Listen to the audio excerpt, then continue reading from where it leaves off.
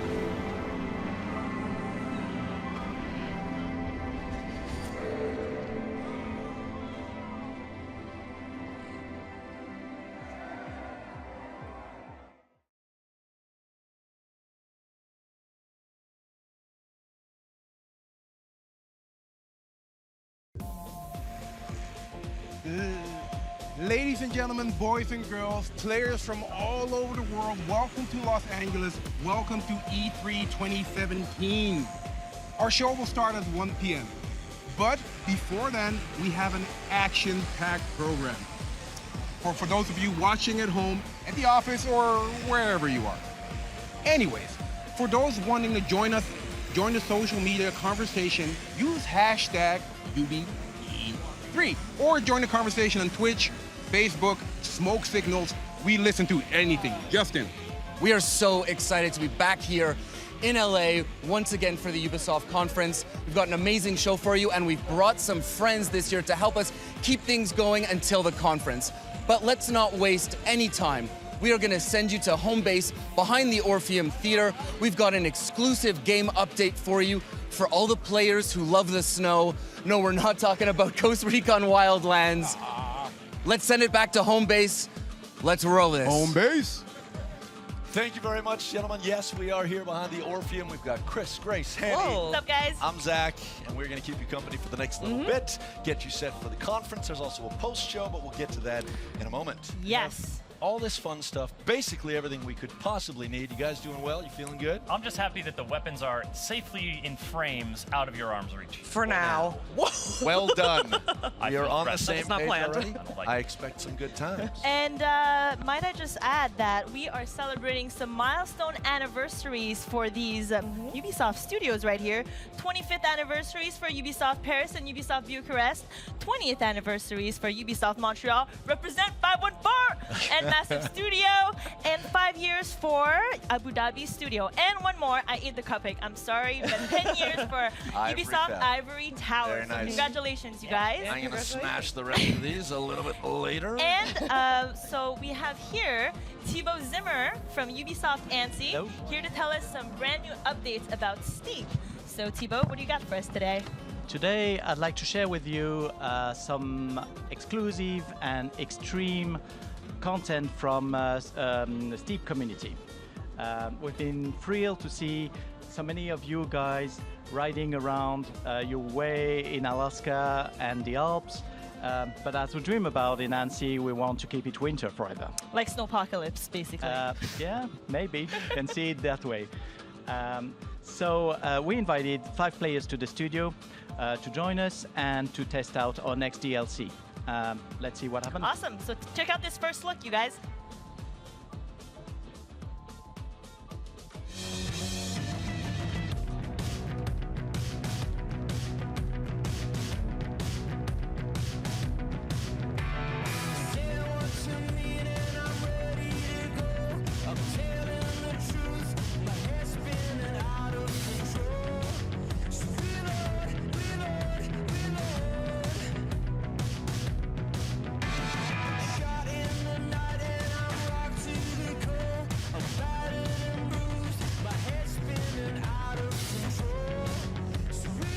Competitive gaming, no breaks, no lunches. 3, 2, 1, let's go. All right, this is good. This is good. Whoop, underneath. Aww. Well, I'm trying this challenge, which is definitely racer. You have to control the wing suite and brake, especially when you turn. That's really cool.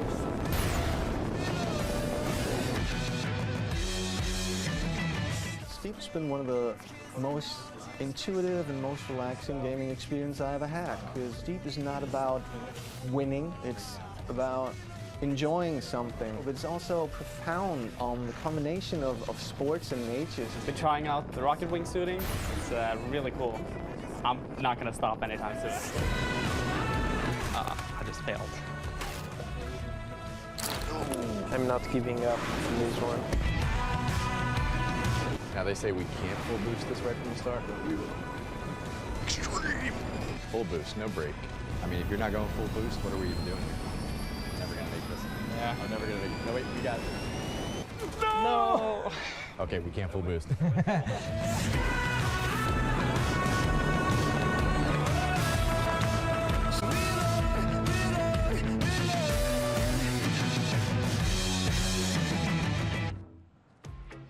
Woo! That was awesome, man. the adrenaline in my veins is pumping just looking at that rocket wingsuit. That's freaking awesome, man. That's amazing. Yeah. So tell me, the video mentioned something about the Yetis. Can you tell us more about what that is or Yes, who they are? The Yetis are Steep's most skillful and engaged players. They come from various parts of the world, and we're constantly interacting with them to collect the feedback, to test work in progress features, and eventually to improve the game experience for everyone. Yeah. This time we asked them to create 4 challenges in rocket wingsuit, in speed riding, and base jump. Those challenges will be available a month of us when we release Extreme Pack on June 27th. June 27th, so that's only 2 short weeks away. I've heard there's a rumor going around that Ubisoft ANSI goes skiing every Tuesday during work hours. Can you confirm or deny this rumor? Well, yeah, I can confirm that's team building. That's what we call team building at the studio, yeah. That is pretty kick-ass for team building Temp activities. transfer, maybe? I don't know. Yeah, I mean, I wouldn't mind doing an internship at Ubisoft ANSI. That's an open invitation. That's on the record, by the way. Let's see what we can work out. Thank you very much, Thibaut. Thank you very much. Thank you, Thibaut. Let's go from the mountains to a mountain of a man. Roman, what's going on? Creative director for Honor. Thank you very much for joining us. You guys have a pretty great relationship with your community as well. It's been a while since you guys have been out now, I guess about 4 months, and a lot has changed. Can you talk to us a little bit about how that has happened and how that's an ongoing thing? Yeah, we have a really passionate community. Since we're live, it's pretty intense. You know, we've updated the game 16 times to improve it, but also to answer their feedback. To go further on that, we've been working really closely with some of our top players from across the world. So I'm sorry, we don't have fancy names to name them, but we flight them already twice to Montreal since launch for workshops to help us shape the game, basically. So what are the workshops about then? They come in, they play the game, I presume, and then what do you do with that experience, I guess? So basically, it's a 3 days workshop. They get to see and play the future of the game. They see new heroes, new maps, new environment, new feature, new everything, basically. And then they sit with the team, with us, and they give us feedback. What's good, what suck, what we should do better, what we should balance. They even beat us at the game. It's really useful, so thank you, guys. So they get to see stuff that no one else sees for a little while. Yes. With that said, what is next for Honor? So the next big thing is coming end of this month with the release of a public test environment. Very nice. Yeah, that's cool. So we're gonna test a feature that the players are really waiting for, the ranked tournaments. So if you're into competitive gameplay, end of June, it's coming to For Honor. And I know related to that, you guys have a contest going on right now. It's actually wrapping up with the tournament stuff, the emblems. Yes, indeed. We have some really creative people in the community. We've been running that contest around designing emblems for the teams that we will use in the tournament feature. And man, in less than a week, we received thousands of proposals. It's really amazing. And you can still continue to vote on the For Honor website.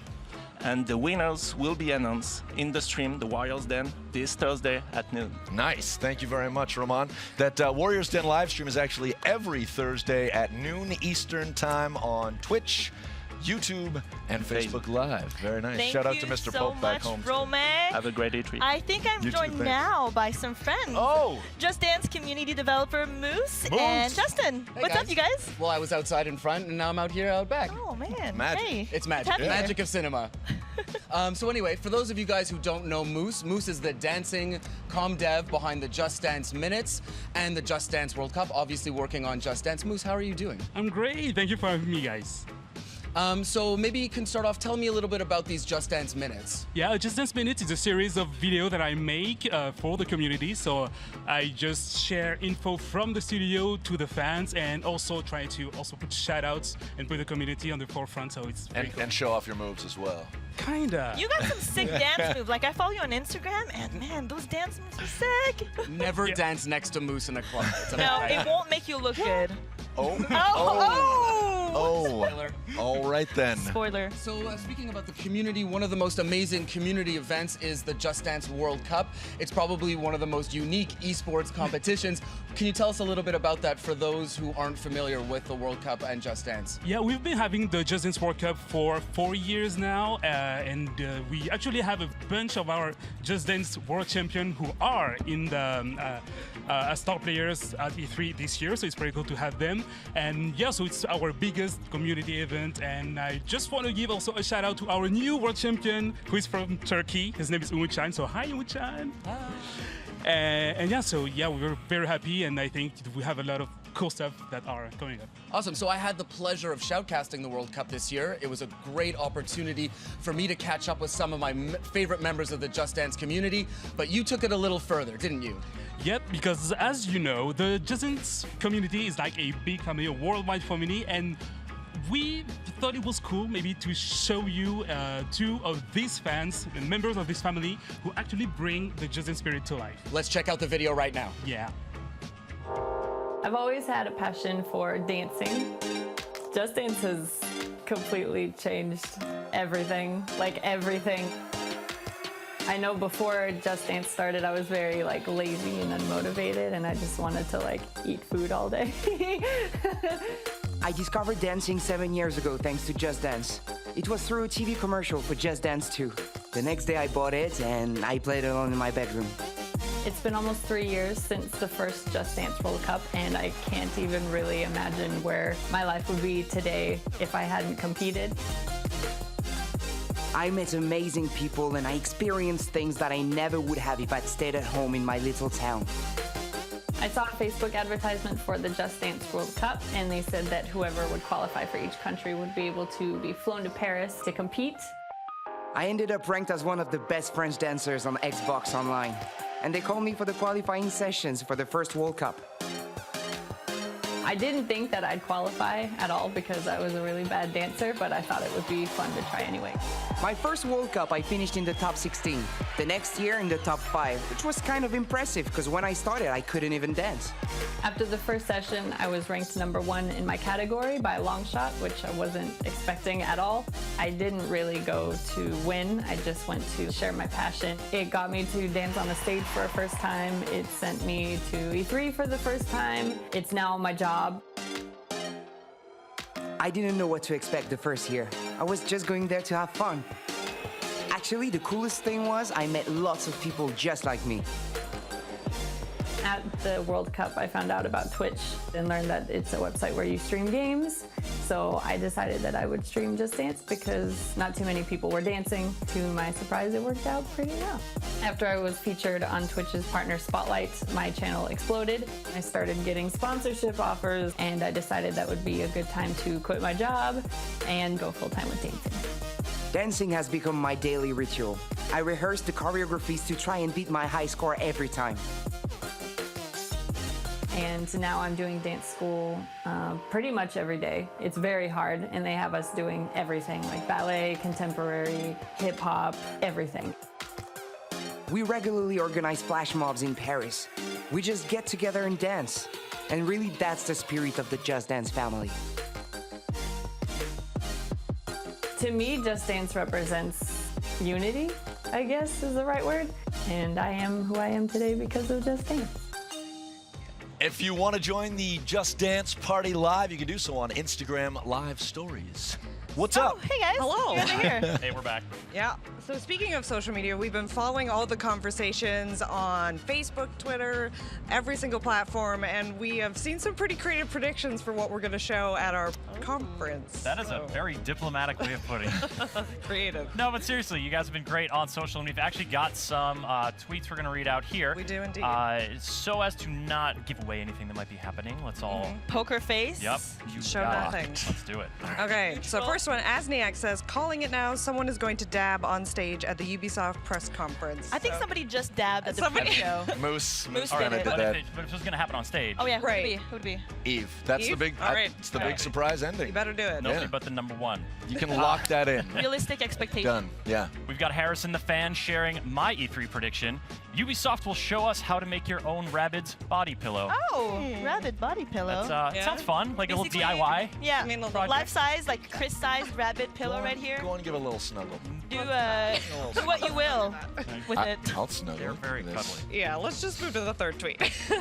G Squad Gaming says Ubisoft pronounced 45 different ways. So 45. That's ambitious. I think we could do it. We definitely can. Ubisoft. The team at Ubiquitous Software can do anything, folks. Indeed. Classic. So as you can see, we're keeping an eye on social and looking for a few lucky winners to receive some merch from the UB Workshop. We've actually got a few of those pieces on set around here.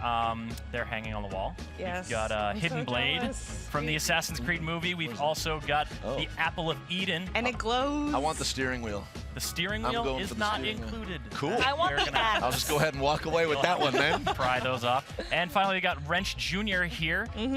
This is like a little app-controlled robot. Yes. It has two different costumes. It can be like the Watcher Bot or Wrench Jr., depending on how mischievous you're feeling. So that is going out to some lucky winners on our social media feeds. Thank you guys for tuning in there. And I guess that's it for our social stuff. And Okay. we're on to the next one, Zach. Well, I do see some wonderful humans walking over, so that's good. Who are Got these Justin. handsome fellas? I'm Zach. Oh, so sound and crisp. I love it. Geoffroy, Leroy, what's up? We got some wonderful friends from Rainbow Six. Yeah, joining what's us. going on, Zach? How you doing, man? Oh, things are good. You know, E3ing and feeling pretty festive. Yourselves, everything well? Everything's great. Glorious. I understand we have an opportunity to talk a little bit about live design and how the game has evolved over the course of, I guess, 18 months or so. I know you have over 2 million people who connect on a daily basis to play Rainbow Six Siege. And I also know that the game has changed dramatically in that time. So let's talk a little bit about that process and how things go from feedback to actionable items that that the team can work with. I'd imagine it starts with the community team. Yeah, so it really does start with the community, and the Rainbow Six community is the most dedicated, passionate community I've ever worked with. They are so engaged on all of our social media, on Twitter, on subreddit, on YouTube, on all the things. Snapchat. On the Snapchat. With the waggy tongues. Yeah, absolutely. And just a quick shout out also to two Reddit moderators that we have that we flew out to LA that are in the audience Orpheum right now. They're in the Orpheum right now. Yeah, SPD and Kieran. They put their heart and soul into this game, into this community, and also to our amazing community team as well, Epi and Ludo. Very nice. Craig and Luis. Now I know that you guys wanted to talk about one specific change going back a little while, right? Yeah, so we're going to take a look at Pulse and how we use that feedback and really boil it down to the core message. And you guys post about Pulse's gadget about a year ago. Useless. That it was underpowered. It was a little broken. Detector broken. He was a little sad. Too bad. Oh. Yeah, he was a little bit sad. Yeah. So we tears. decided to make him unsad. And and how we do that is pretty much we find that core message of what unbroken or what broken really means, and how we use that and pass that on to these guys like Geoffroy, like the data analysts, and Leroy, like game designers. Right, so I guess as far as data is concerned, it's one of those things where for those who don't engage on social, we talk about the vocal minority, it might not necessarily be entirely reflective of what the entire player base is saying. I guess that's where the data comes in. You can validate all that stuff. Yeah, exactly. So what we do is that we take all this live game data and then we try to correlate the feedback we get from the community, from you guys, to what's really happening in the game. And so what's great when you do game design balancing using data is that you can hear all the players, because like you said, even if you're not vocal on social media, we can still hear you, because everything you do in the game just has an impact on balancing. Like from the operators that you pick, the weapon loadout that you select, or even how you use your gadgets. So all that information gives us some context, because we have like the focus from the community, but data and that's the players' quantitative action that we're seeing. Yeah, exactly. So all of that gives us some context to just really target the core issue and see how it's happening in the game. So as a player, even if you're not active on social media, you can just play the game and you're already helping us a lot. Like, you're giving us tons and tons of information about what's happening in the game.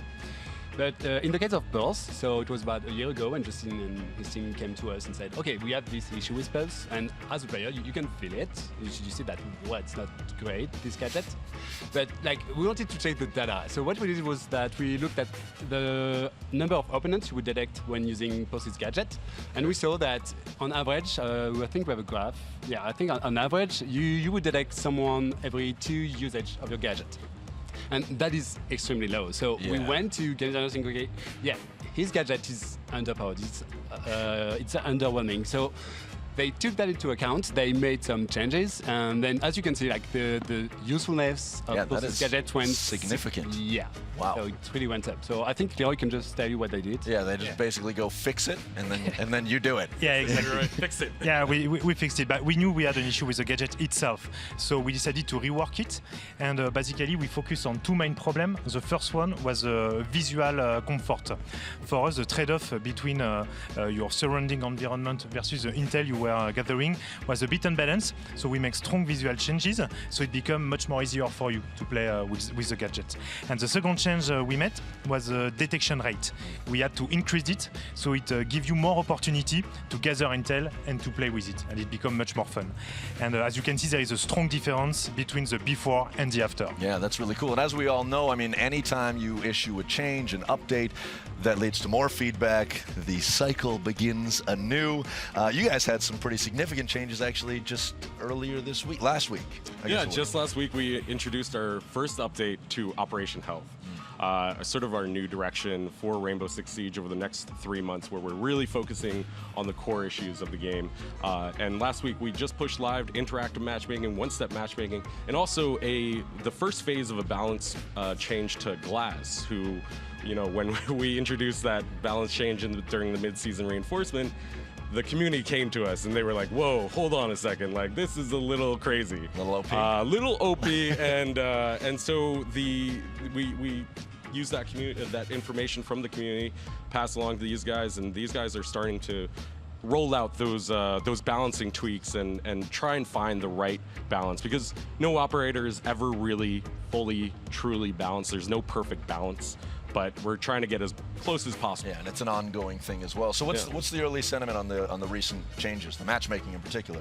Yeah, so the feedback is that it's too fast, which is not a bad issue to have. Yeah, slow it down, guys. Yeah. People are really excited for it, and we can't wait to show more. And where can people go to find out more? You can find more on rainbow6.com/health, and the patch is coming to consoles very soon. Awesome. Thank you very much, gentlemen.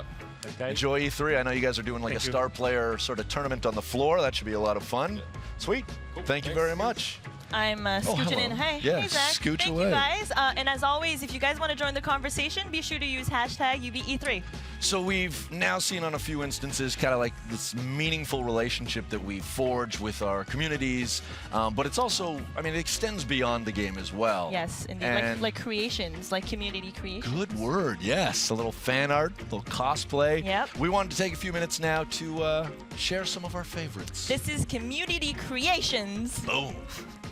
Always looking and listening for critical feedback about our games, the Ubisoft community team also finds and loves to share weird and wonderful creations. From Team Geo crafting a functional Rainbow Six Siege drone and bringing it to the Six Invitational in Montreal, to the guys at Rooster Teeth immersing themselves in the destructibility of barricades. Rainbow Six-inspired interior decoration can use anything from physical sledgehammers to digital paint, like these pieces, which come courtesy of Deadbird. While subreddit user Darkhar95 and streamer Yesterday's Lie just kill it with the cosplay. If you've ever ventured into the depths of the For Honor subreddit, you know it is rich in the dankest of memes. Jeb192 has done a few of these beauties, some of which go on for an hour. This man, Pan, should be knighted for his handcrafted Warden cosplay. And we just love these pieces from Sabo6, Shengi Sun, and Fragment. Most kids make birdhouses in woodshop, but Kyle Davidson crafted this Ghost Recon Wildlands skull for an A+ from us. And Neom's haunting El Sueño clearly favors intimidation over hygiene. Meanwhile, Nerd Out released this beast called Kill a Ghost. Ready or not, here I come, you can't hide. Gonna find you and remind you. You cannot kill. Shiny Windows supercut of Watch Dogs 2 characters looking directly into the camera is a great example of the joy that comes from falling down that YouTube rabbit hole. Yumi XO and Dratova give us a couple of our all-time favorite renditions of Wrench, and the cosplay out there has been incredible. Thumbs up to all of you, and shout out to Aspira for her kick-ass Sitara. And have you ever wondered about the effectiveness of Marcus's Thunderball? Well, the guys at Zombie Go Boom asked and answered. Check out the full video for the gory details. And oh, they also happen to do one for the Assassin's Creed Hidden Blade. Great real-life videos are hard to do. We know that. But the creative minds from DiffView absolutely nailed this one for Far Cry Primal. The environment shots, the furry companion, the combat, and even love for the HUD. It's all very much on point. And these pieces from Magic Skull and Nami Yami are wicked. So much love to spread around from the Division community, cosplayers like Idolin Fox, Matt Shields, and the legit Miss Lauren are all great. At just 16 years old, Radu and his friends are basically making their own Just Dance. The choreography, the dancing, the motion design, all home brewed and incredibly impressive. And while there are tons of amazing videos for Steep, this one from David Lafargue is truly unique. These extreme athletes recreated the reveal trailer shot for shot, but took it one step further. Steep.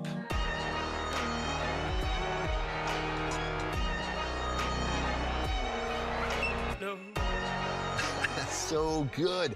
Watch where you step with this last one, though.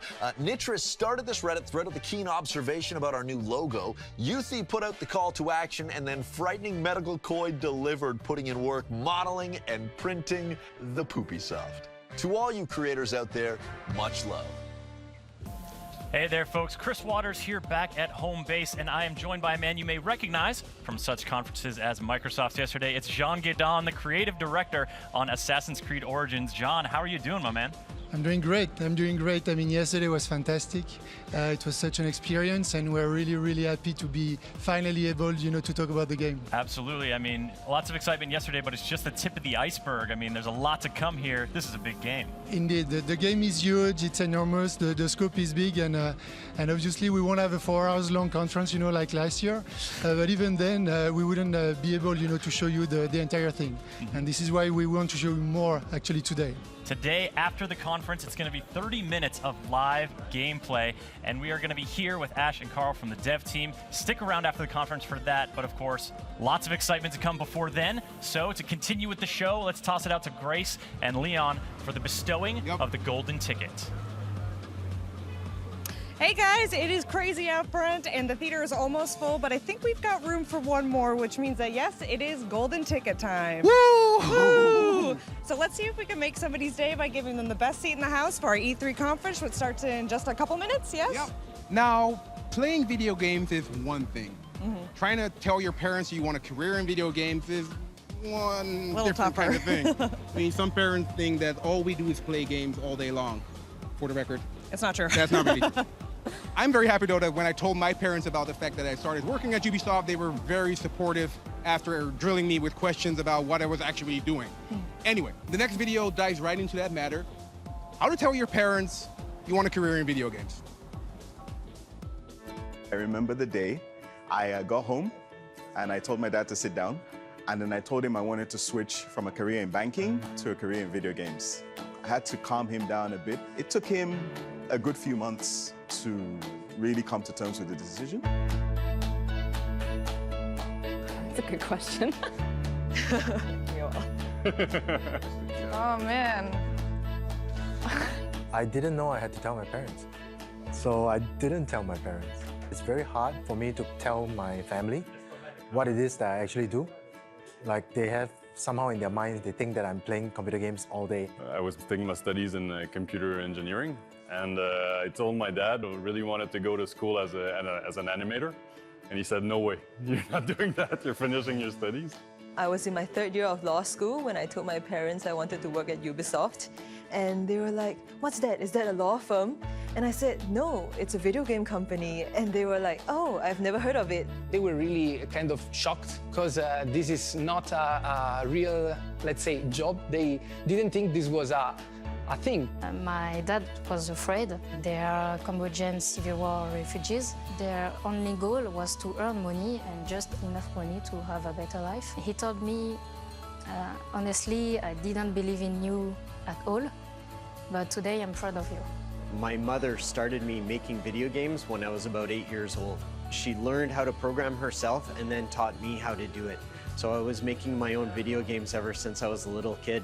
My house burned down when I was 9 years old, and we were left with nothing, no toys, nothing between the three brothers. And we would use catalogs and basically bring to life role-playing games using, pen and paper and our own imagination. From there, my mom kind of knew that I was going to explore something from that creative side. And she's always been super supportive of that endeavor. My mom was super supportive. She just gave me a thumbs up and said, go for it. My dad was supportive as well, but he thought it was super childish and that I'm going to grow out of it one day. So now I'm 37 and I still haven't grown out of it, and I think he's very happy for me. He sees how happy I am.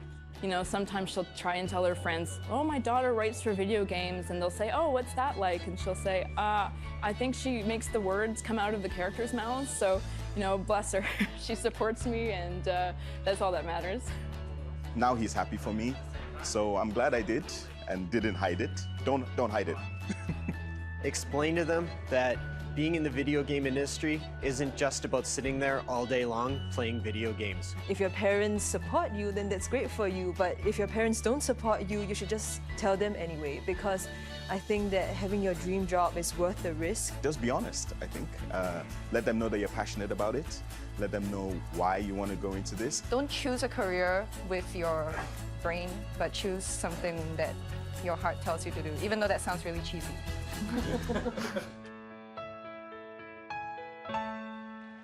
All right, all right, all right. Yes. Everybody make some noise. All right.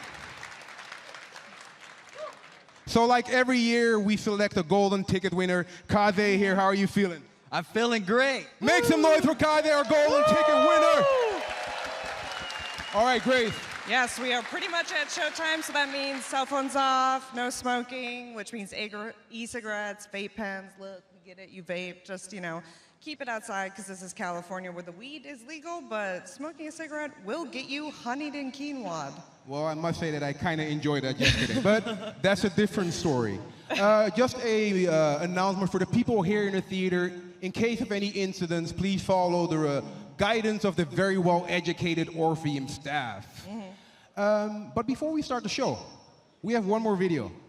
A video created by you guys, the community. Without you, we wouldn't be here. So, roll it.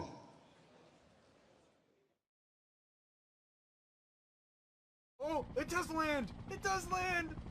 Let's get in it, boys! So sick. DTF, No way. Get in. No wait, way. let me take a screenshot. We gotta spend the wave. Let me take a screenshot. Wait. Turn Come on, around. boss, Turn around. No, we gotta go. Turn I'm around. going in. Turn towards me, Trig. I'm looking. Go. All right, go. Let me get one of you guys. Hang on. Oh, Don't leave me. Don't leave me. Don't leave me. How can I do it?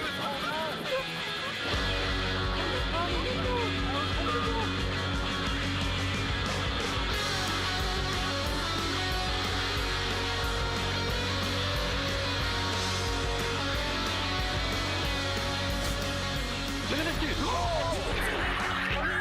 Oh my god, it's Spartan Rambos. It's Spartan Rambos.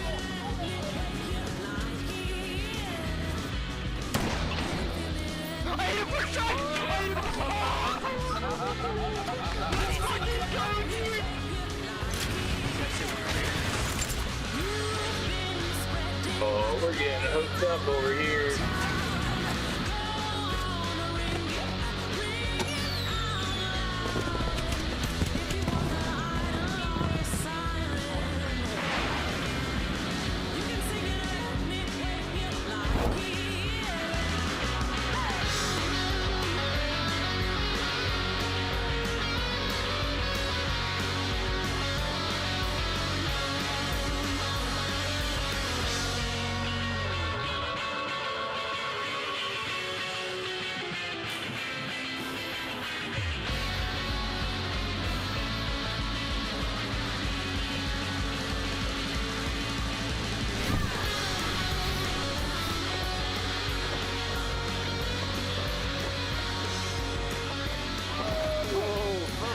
hands up there in the air forever. You can sing it and it make you like it. You can hear it and it make you like it. Oh my. Right in the butt. You can sing it and it make you like it. You've been spreading my name around town. Go on, ring it out loud. If you want the idol or a siren, you can sing it and it make you like it.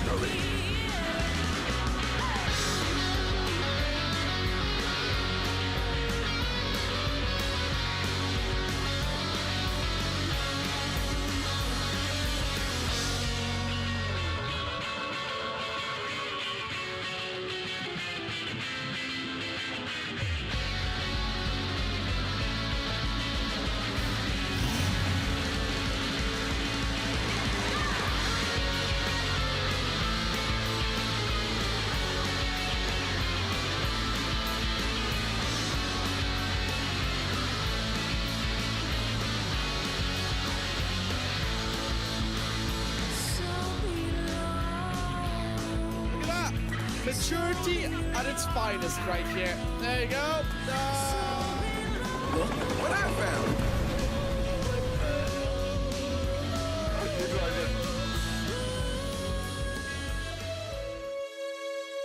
Hey, good.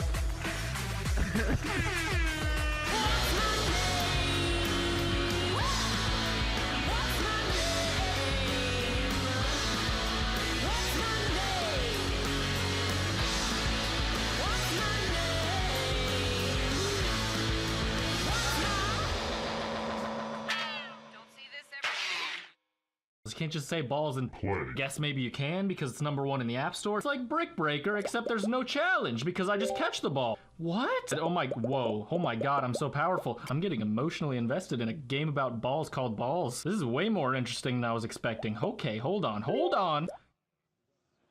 If you are just joining us, Hey, everybody. Hello. If you're just tuning in, you are 2 minutes away from Ubisoft's E3 2017 conference. As you can see, we are backstage. We are behind this giant screen, 8.5 million pixels of glorious. Wow. Yeah, so in just about a couple minutes, as you can see, our devs are behind us. They're getting ready for the show. Let's check in and see how some of them are doing, maybe. Jason? Hey. Hi, Jason. Sorry to surprise you. Come over. So this is Jason Schroeder from South Park. How you doing? I'm doing fantastic. I'm very excited for Ubisoft's games. Yeah. So you guys had an amazing conference last year. What can we expect this year? For South Park this year, it's all about the booth. We're doing hands-on tin pods at the booth, and we're taking people through the first night of them as a superhero. Very cool. So I heard that this demo has an interesting location. Can you let us know about that? Sure. So it's the local strip club at South Park. It's the Peppermint Hippo. You are, of course, superheroes. You're going to be sneaking in, and you know, we wanted to make sure it was an authentic strip club experience. So the whole editorial team has been flying around the world, going to every strip club. They keep sending me reference. You guys can stop making it rain for immersive games. I got it. We have enough reference now. Please stop sending those pictures. Thank you. Awesome. All right, Dan. So, Dan, you had an announce last week for Far Cry 5. That went great. Yeah. One of the things I've noticed is that every time you go out on stage, you look super calm. Does it get easier year after year? No. Not even a little. I'm dying on the inside, dude. All right, I think we're all definitely feeling the nerves, even all of us here backstage. So, a lot of people work on Far Cry. Is there anything that you'd like to say to all the teams here in the theater, maybe? For sure. And everyone at home in Ubisoft Montreal and around the world? Just, it's, you know, games are a labor of love, and the teams are big, and they put in a ton of effort, and I just want to say thank you to everybody on Far Cry. It's totally worth it, and the game looks amazing.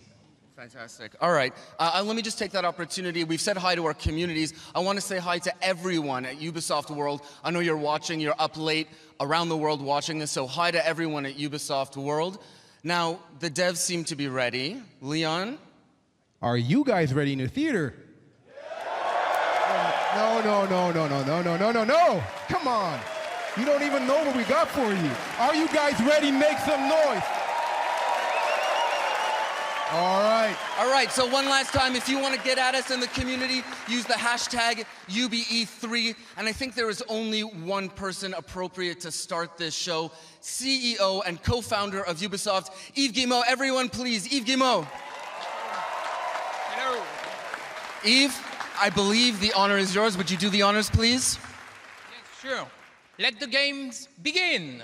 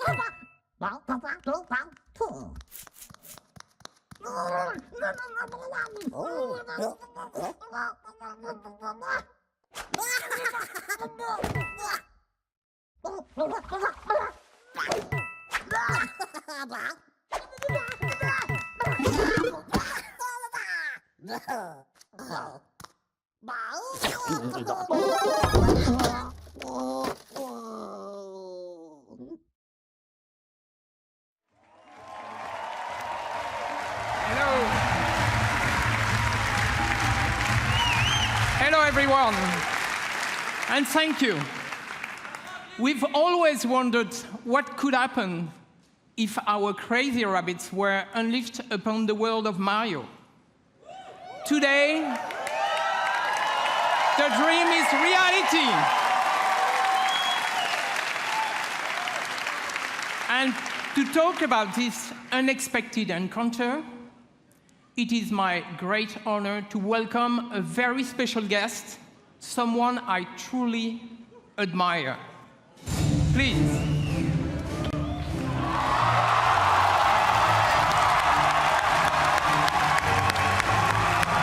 Ladies and gentlemen, Miyamoto-san.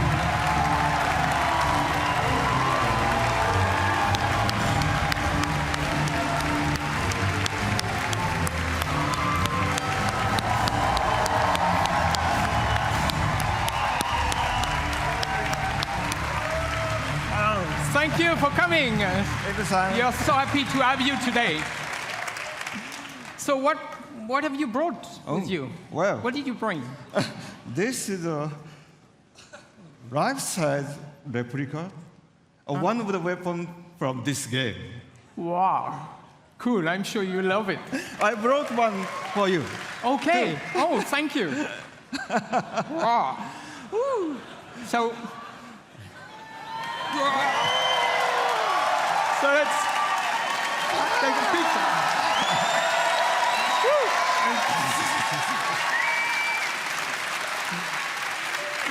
Bill-san, he can have our conversation. これほら、ね、ゴーストリーコンのとちょっと違うでしょ? These are a little bit different from the weapons you see in Ghost Recon.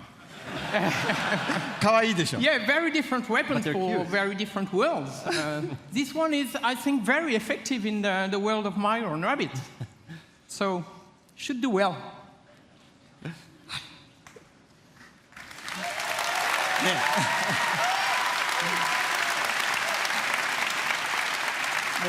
I'm so proud of Ubisoft's long-standing collaboration with Nintendo. You know, from the DS to the Wii, and more recently for the impressive launch of the Switch.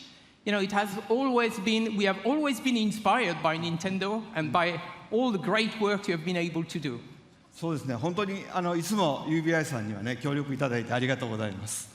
Yes, thank you very much for all the work that we've been able to do together over the years with Ubisoft. もうほら、出会ってから25年ぐらい経つんですよね。I mean, Yves, it's already been about 25 years since you and I first met. で、E3 とかに来るたんびに UBI さんのブースを僕は訪問して、でビデオで撮ってもらって、社内のビデオに登場したりしてましたね。And every year at E3, you're kind enough to invite me to your booth, and we get to take lots of pictures and videos, and I've even recorded messages for Ubisoft employees in the past. でそのたんびにね、なんか UBI の開発の皆さんのすごい任天堂ゲーム愛みたいなものを感じてきました。So over the years, I've always felt the deep, heartfelt passion that Ubisoft developers have for Nintendo and its characters. それは一方でね、僕は同じ開発者としてライバルですから、こう戦う姿勢で頑張ってきたんですけど。But on the other hand, because we're both software developers, we've also looked at each other as kind of rivals and tried to see who could make the best software. けどイブさんからラビッツの人形をもらったりいろいろして、僕の席の前にもラビッツがいっぱいあるんですけども、そういうラビッツのヒューモアはすごく理解してました。But of course, I've known the Rabbids characters for many years, and I have many Rabbids figures decorating my desk. And so I've always been a fan of the characters and their humor. だから今回の話があった時にラビッツがどんなユーモアをこうゲームの中で見せてくれるかすごい楽しみにしてたんですね。So since this project first started, I've been very excited to see what kind of humor the Rabbids could bring to the Mario world. でただダビデさんに会った時にね、ダビデさんに一つだけお願いしたんです。And so when I met Davide-san, who is the creative director of this game, yes. When I met Davide-san, I had just one condition for this project. 絶対こうジャンプするゲームとかそういうプラットフォームゲームじゃなくて、マリオで今まで作ったことのないジャンルのゲームを作ってほしいとお願いしました。I said, whatever you do, don't try to make a jump game or a Mario platformer. Try to make a Mario game that has never been made before. よかったですね。And it's great. And I can tell you, it was an exciting, very exciting challenge for all our teams. And I think we've done something you will love. So, thank you very much for giving us the chance to perform on this game. はい、本当にこうヨーロッパで作るとこんなものができるのかとかね。それからUBI さんやっぱりアクションゲームをちゃんと作ってる会社なんで、こう単性のストラテジーゲームというもののちゃんとこうテンポのいいゲームが出来上がりました。And so, of course, because the game is being made in Europe, it has a very unique flavor to it. And of course, Ubisoft is very good at making action games, but this game in particular has a great layer of strategy and tactics to it, but with a very good pace. Yeah, no, it's going to be fresh, actually. So now let's welcome Xavier, the producer of the game, and he will show us the game. So thanks again. Thanks again, Miyamoto.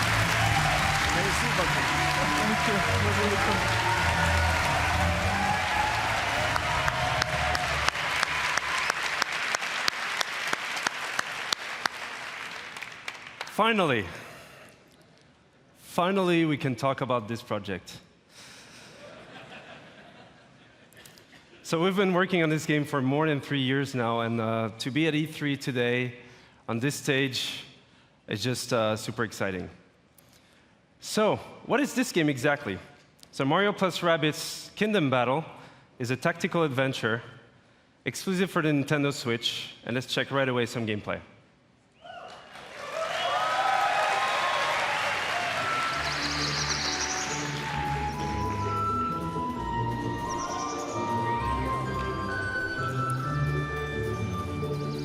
So the rabbits have been teleported into the Mushroom Kingdom, and it made the world completely unstable and chaotic.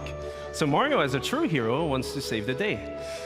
But this time, with some new friends.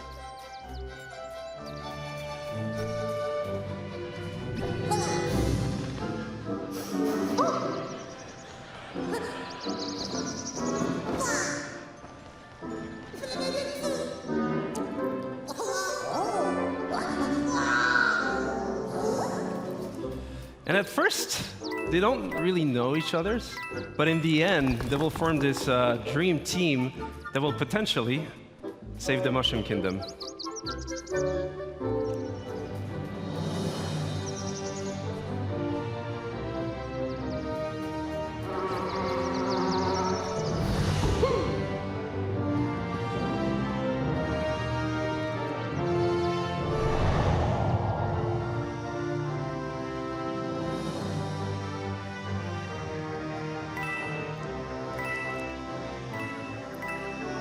And as the game is a turn-based tactical adventure game, combat is a really big part of the concept. So you'll fight wave after wave of rabbit that somehow turn bad, and what we see here is just the very beginning of the game, so it will be perfect to talk about the combat basics. So the two flags you see on the screen here is to tell you that this is a battlefield zone. So you'll switch from exploration mode to battle mode. The blue zone is your zone of movement, so you move anywhere you want in that zone. But you can also use battlefield ingredients, such as covers for protection. So Rabbit Luigi here using half cover or full cover. And we also have what we call team jump. So by jumping on your teammates, you can expand your zone of movement. So here, Rabbit Peach, using Mario, she's able to flank the enemy. So you can also attack the enemy behind that cover and expose them by destroying that cover, which is really interesting in terms of strategy because for the next turns, you'll be open for attacks. And last but not least, techniques. So from defensive ones, like Rabbit Peach shield boost, or offensive ones, like Mario's Hero Sight. He's able to attack the enemy even if it's not his turn, as soon as the enemy moves.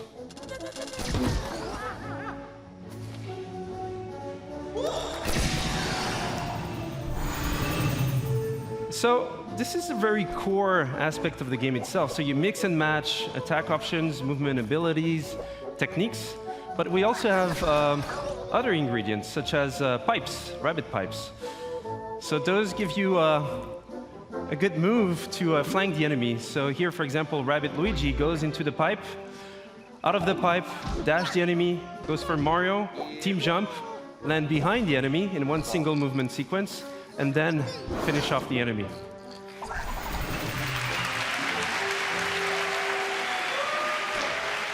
And what we see here is actually explosive cover. So those have many type of super effects, and this one was a push effect. So you can push heroes or enemies out of the boundaries. So again, this is just a glimpse into the basics of the game. And as you progress into the game, you have more tactic tools. You'll be able to do more combo setups. You'll be able to use different type of heroes, different type of weapons, in order to battle your way through the kingdom.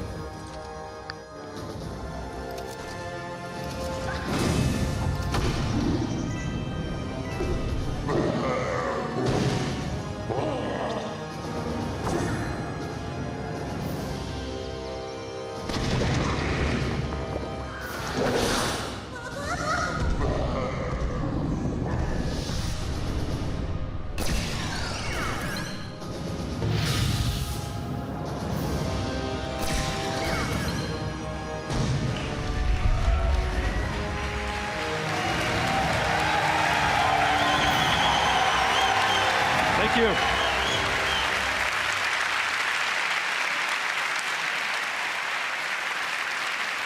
Thank you. And that's just a glimpse into the game itself. But first and foremost, this is a project done with passion, with our hearts. So it would not exist otherwise. So we just can't wait for you guys to try the game at E3 this week. For those who are not at E3, you'll see online coverage, videos, and surprises. So have a great conference, have a great E3. Thank you.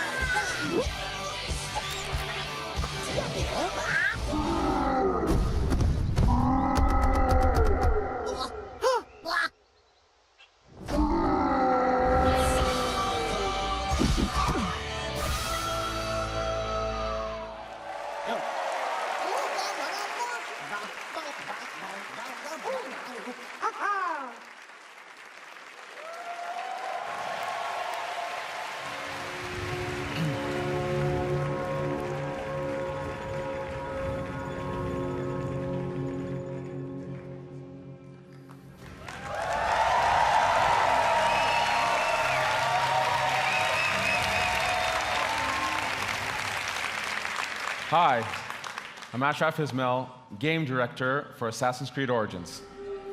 I've waited a long time to say that.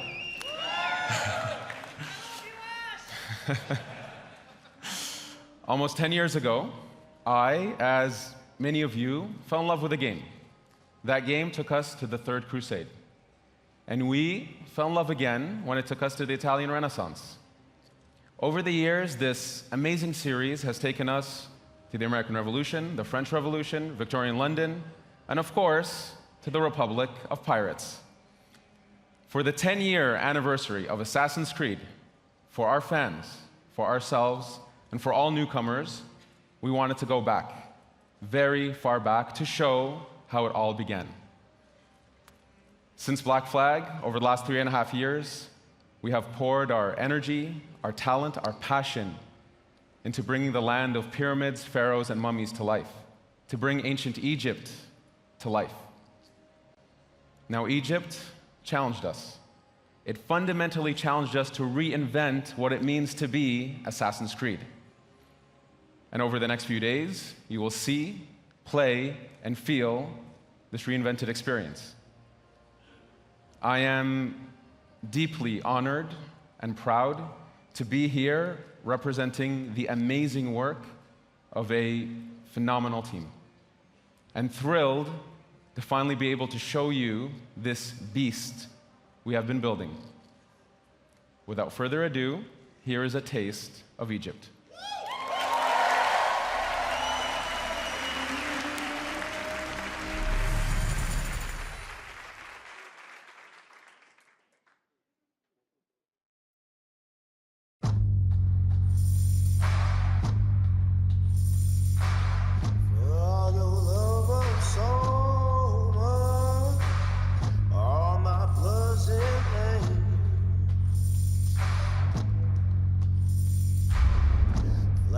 Across your screen, got you in the air.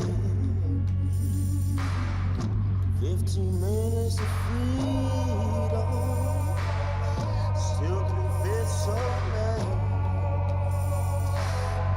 Sterilize your chain, yeah. All my blood is in vain. 400 years of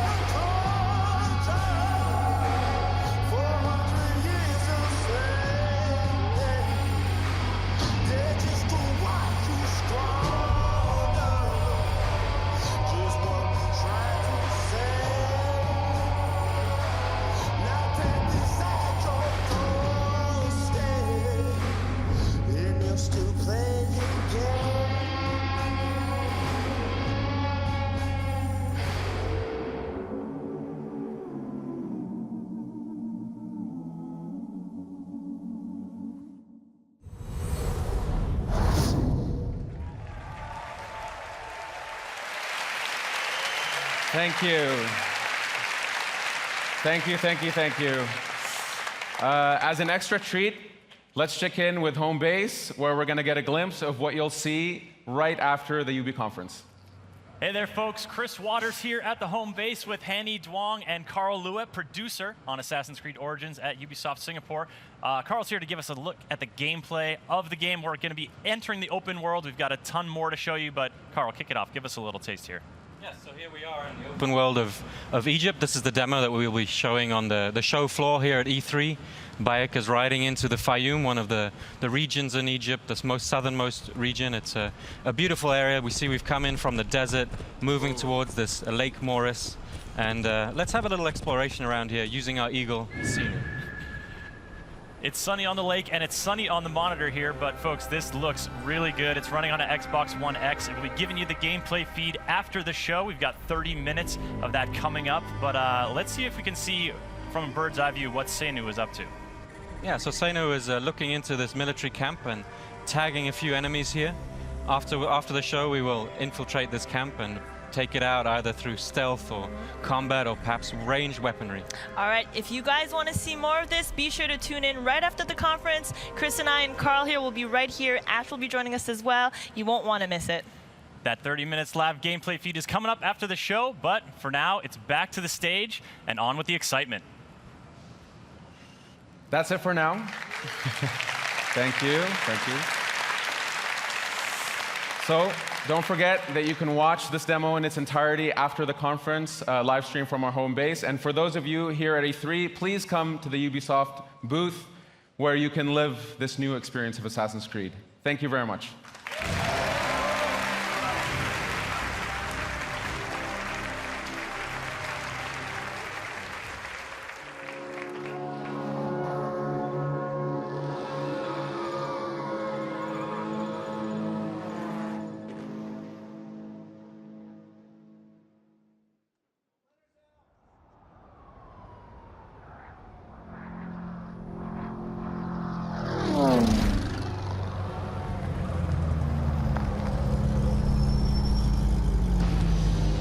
Hey, here's your chance.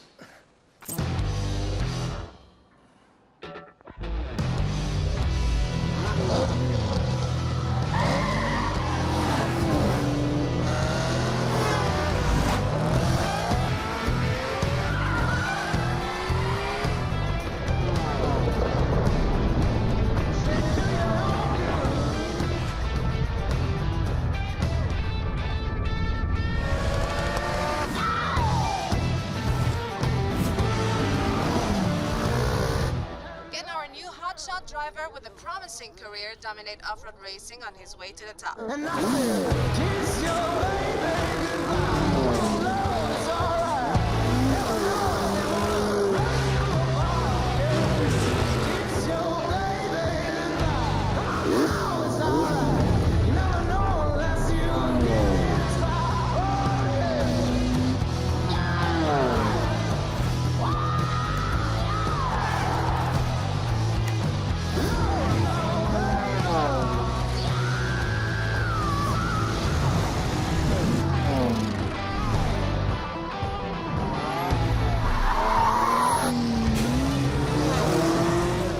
Oh, there's a skid. Oh, and there's a wreck. The cars are piling up. Our champion swerves around it brilliantly. Now that's the skill that wins no matter what the engine, no matter what the track.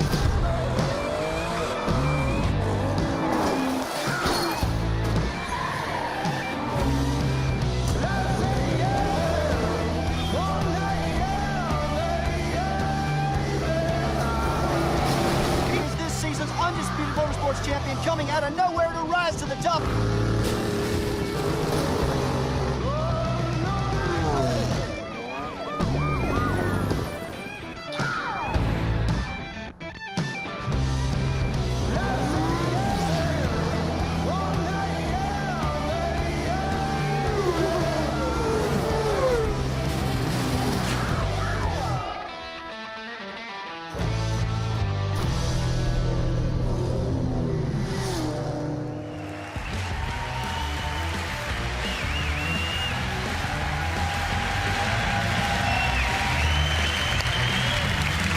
Thank you. Thank you. Thank you.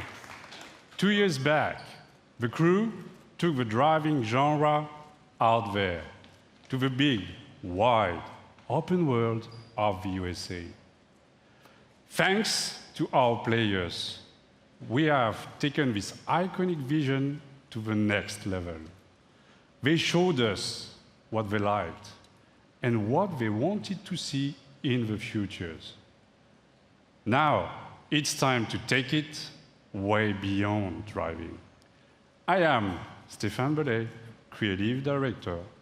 This is The Crew 2. Yeah. Thank you. Thank you. Here in the US, motorsports are louder, bigger, edgier than anywhere else in the world. Drivers and fans meet across the country and celebrate a common passion for all things motorized. Now's your chance to join in. Ladies and gentlemen, welcome to The Crew 2, home of Motor Nation.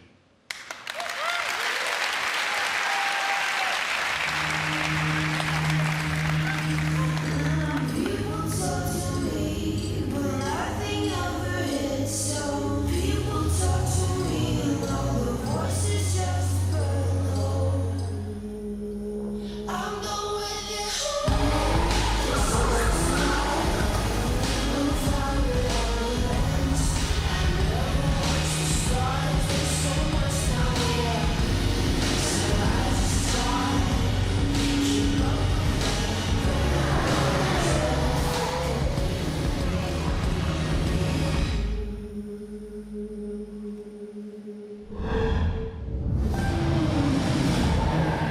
In the heart of the city, street racers prove their skills, skidding on rooftops, burning asphalt, and tuning their rides.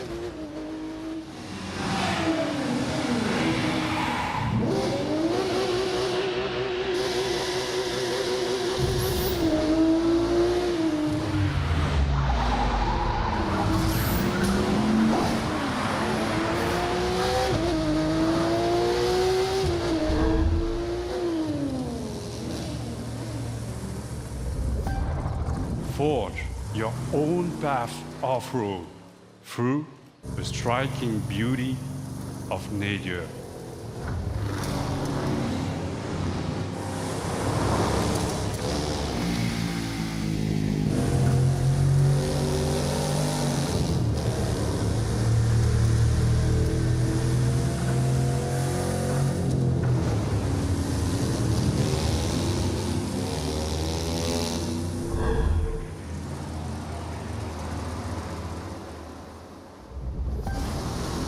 Tame, unpredictable waves on the open ocean, rapid waters, or narrow rivers.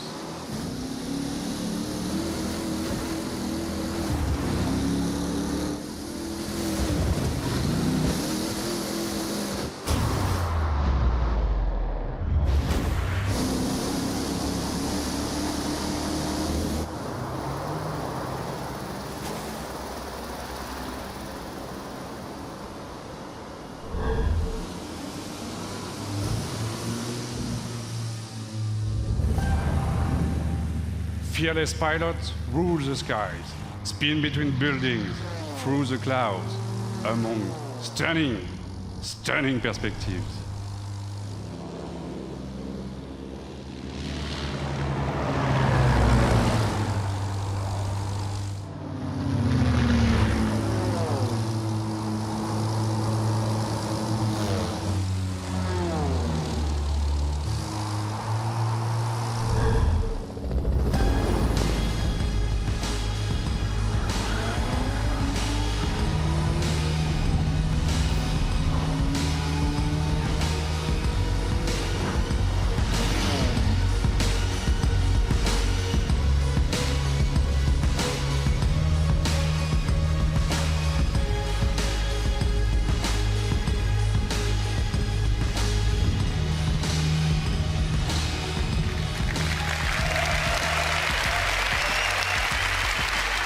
Thank you.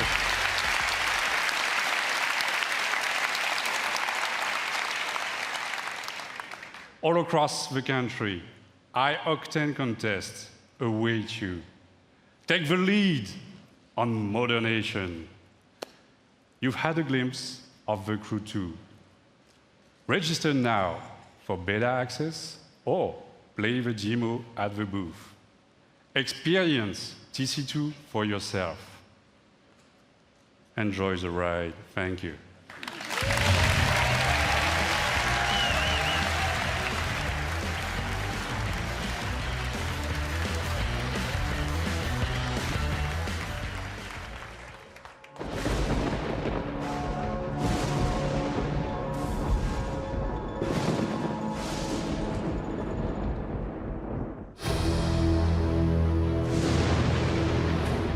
We all started as one team.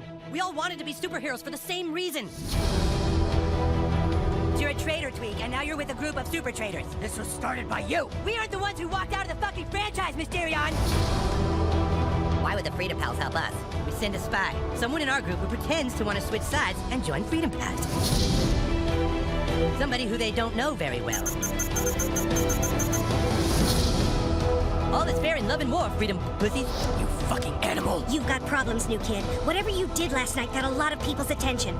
Bad people. If you need information, just know you can rely on Call Girl. Who the fuck is that? So I guess now any fucking asshole thinks they can be a superhero. We're gonna rip you apart! Dude, Mysterion is pissed at you, new kid.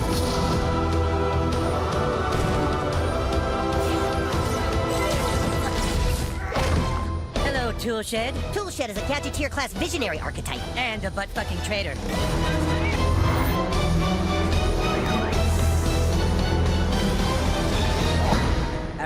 You must listen to me. Get out of my head, Timmy. Your franchise is going nowhere. Face the truth, Eric. You guys are kind of douchebags. He just called us douchebags in my mind. He did? Southpaw, the fractured but home. Available October 17th.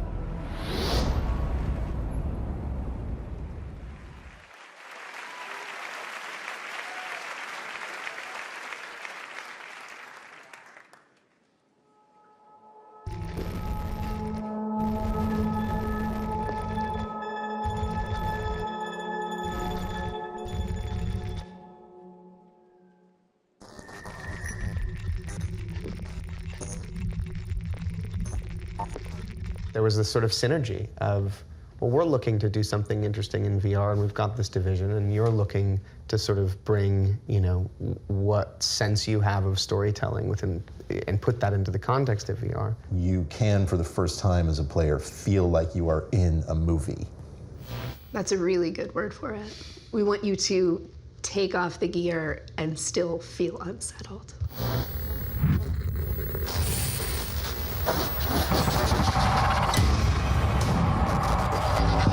Whilst working with Ubisoft, we stumbled across some fascinating research that had begun in the late 90s. Essentially, neuroscientists had figured out a way to upload brain data, trauma, emotions, memories, to the digital space. Now, we've gone and taken the next logical step, and with Ubisoft, we've recreated in virtual reality one such test subject. So we'd like you to come and join us and experience the Walter test case for yourself. Again.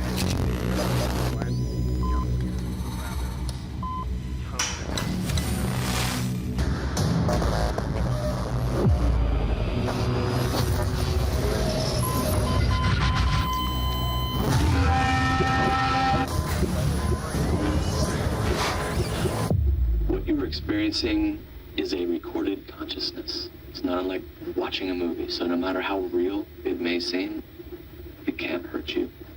You are completely safe. You are completely safe.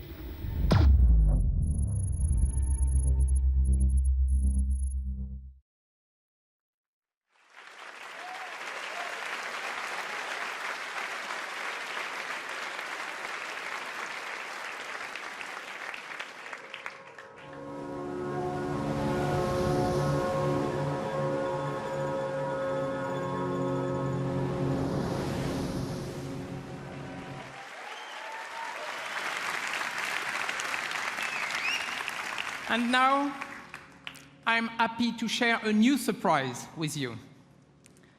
Building on the legacy of one of our most popular worlds, the super talented teams of Ubisoft Singapore came up with something really, really unique. So I want you to see that and enjoy. Thank you.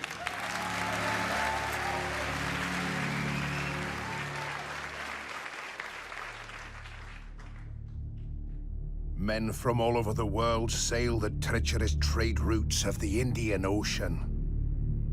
The riches in their holds fuel their dreams of power and fortune, while whetting the appetites of those they fear most. Pirates.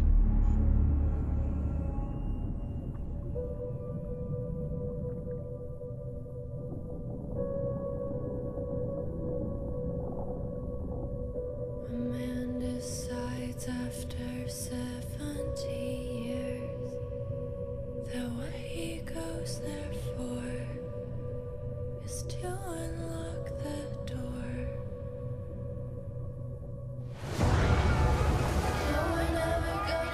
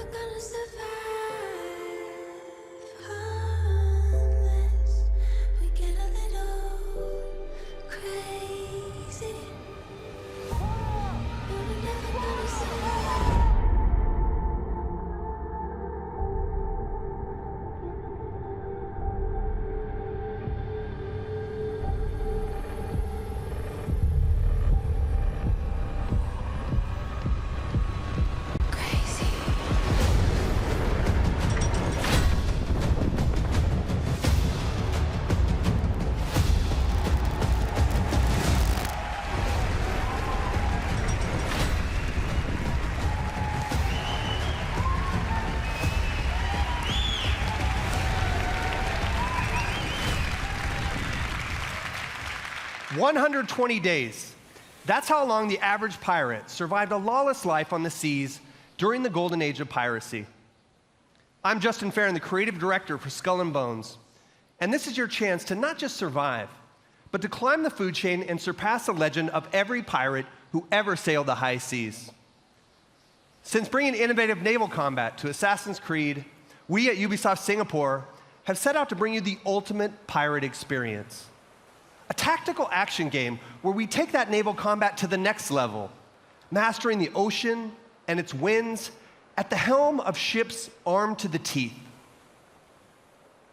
Skull and Bones takes place in a shared systemic world where you can sail solo or form a gang of pirates with your friends, and together terrorize the trade routes of the Indian Ocean. Season after season, you'll collaborate and compete with other bloodthirsty players, even execute ruthless betrayals, in order to become the ultimate pirate kingpin. Now I'm proud to share with you the Loot Hunt, one of Skull and Bones' 5 versus 5 team-based PvP modes. Right on, right? We've just received intel that merchant convoys rich with treasure are sailing just off the coast of Madagascar. But beware, there are other pirates also looking to plunder the PvP disputed waters of the Indian Ocean.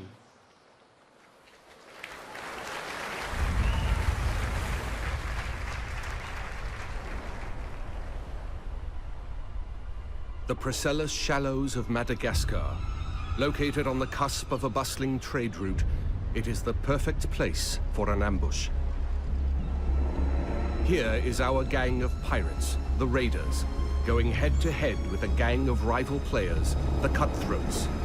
Victory goes to the team with the most loot at the end of the hunt.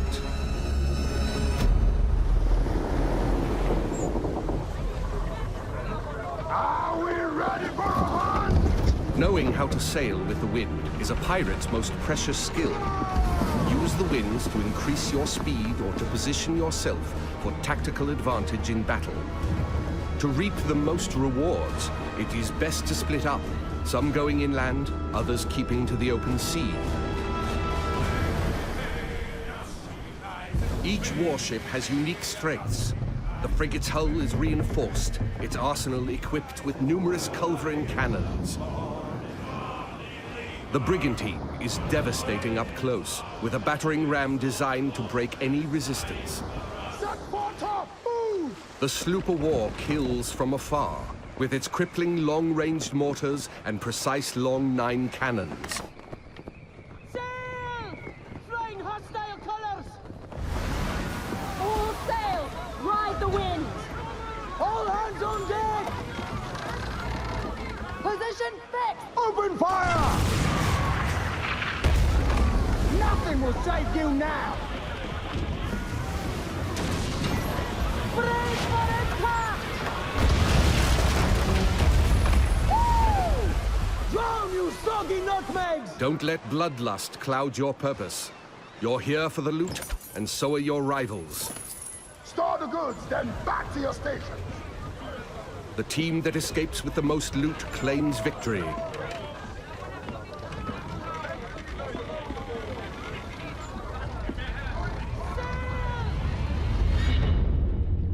Searching for more targets on the horizon, our sloop of war spots a rival pirate ship further inland.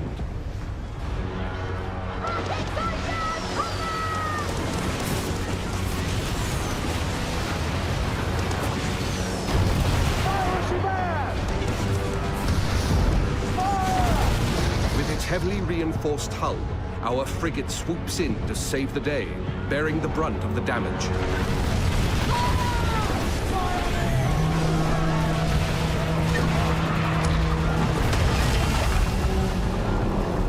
Another day, another victim! Speed, Mr. Mercy! Vamos con todo! Our gang of pirates is now taking aim at the frigate, and it will take team coordination to take her down. Fuego!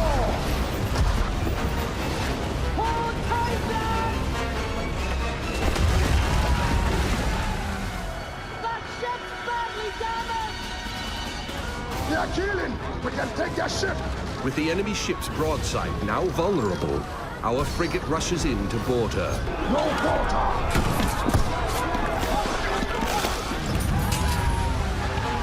Taste of blackened silver.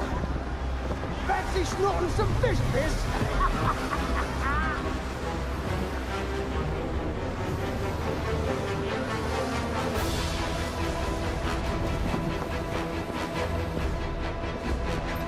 We've got pirate hunters!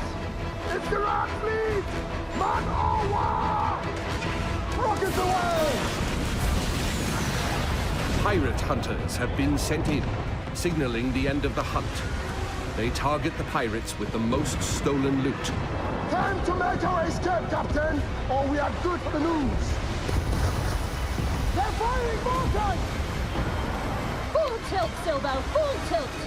The pirate hunter defenses are so strong that the only option is escape. The brigantine is sacrificing herself to buy time for the frigate, who carries the most loot.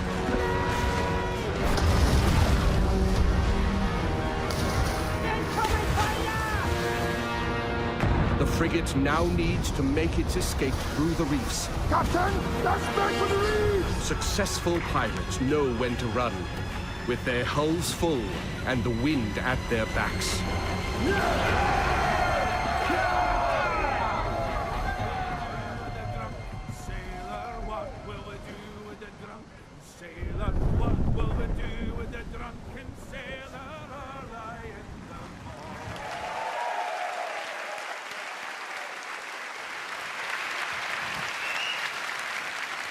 Thank you all very much.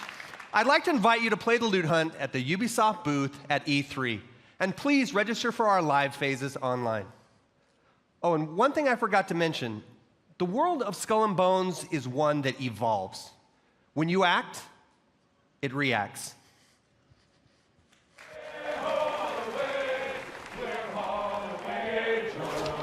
That if I did not kiss the girls, my lips would grow a moldy. Way ho away, we'll haul away.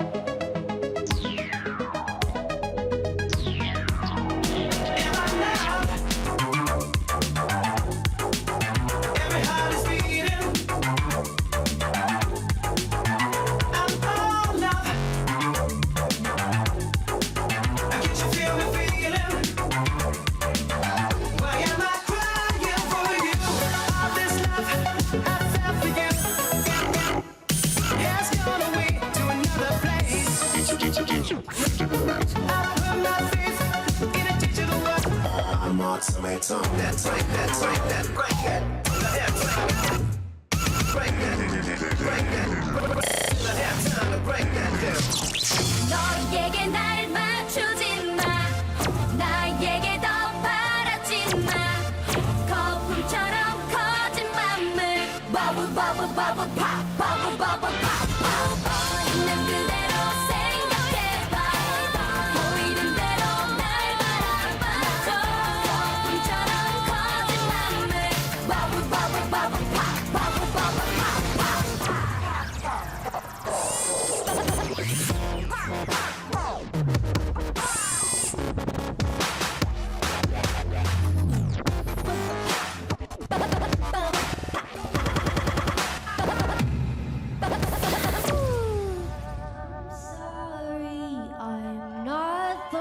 pretty.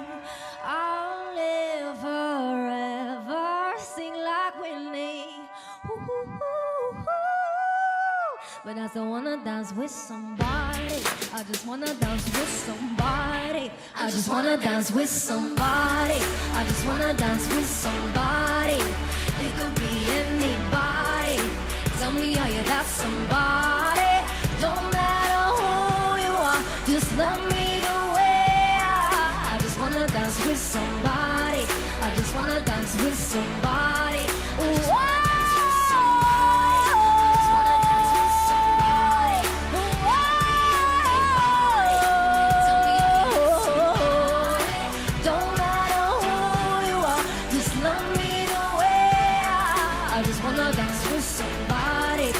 wanna dance with somebody.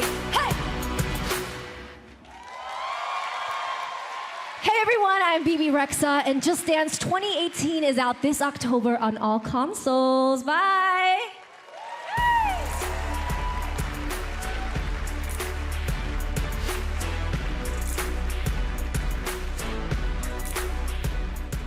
You use it as a telephone. You use it as a camera. It's your music player, your flashlight, calculator, and GPS navigation device. But now, finally, the most high-tech company in the world has unlocked the mobile phone's true potential so that it can do what it was truly meant to do. We are playing Cowboys and Indians.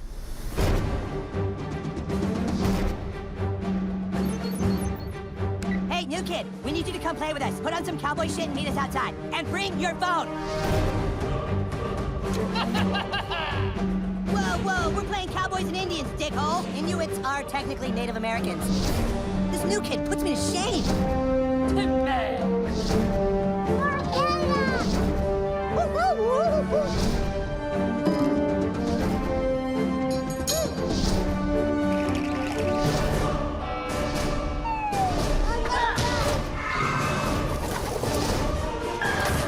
Rip these guys a new asshole, new kid. Phone destroyer!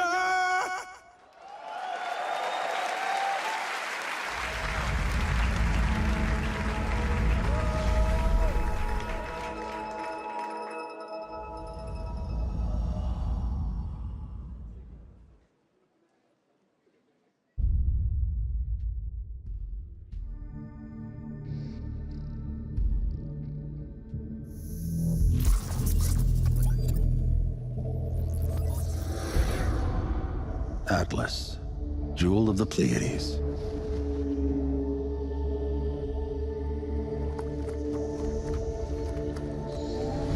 Nova took us to the stars. Each new world more incredible than the last.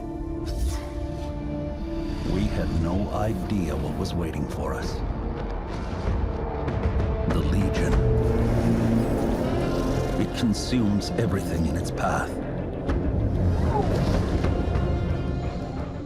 They've never used Starlink before. Go show them what it can do.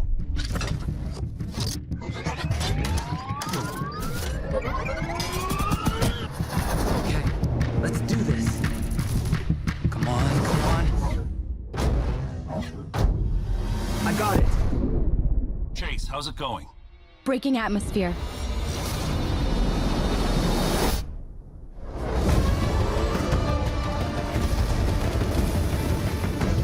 Let's even the odds.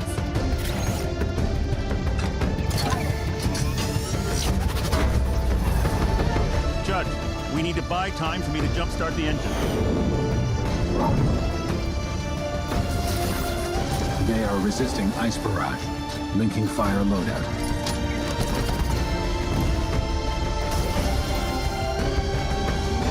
We're up against impossible odds, but together We will adapt and overcome.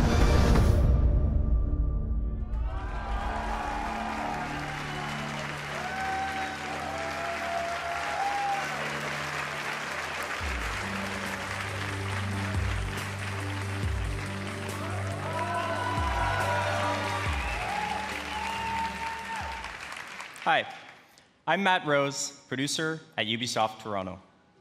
Like many of you, I grew up in the 80s, obsessed with sci-fi, animation, comics, and of course, all the really cool toys. At Ubisoft Toronto, we built a team with a dream of bringing those amazing childhood memories back to life for a new generation. Starlink Battle for Atlas allows you to take control of a team of star pilots in a massive, open, living star system, fighting to save Atlas from the Forgotten Legion. Build your custom starship, and then adapt to new challenges on the fly. Link extra armor and heavy weapons to take on a huge Legion Prime. Search for ancient secrets lost on the worlds of Atlas, or outrun outlaws through an asteroid field. Freedom is at the core of Starlink Battle for Atlas.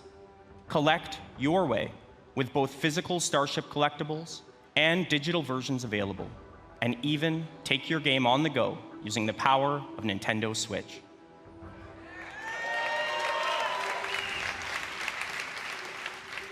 Visit starlinkgame.com for more information, and stay tuned for many more surprises over the coming months. Thank you.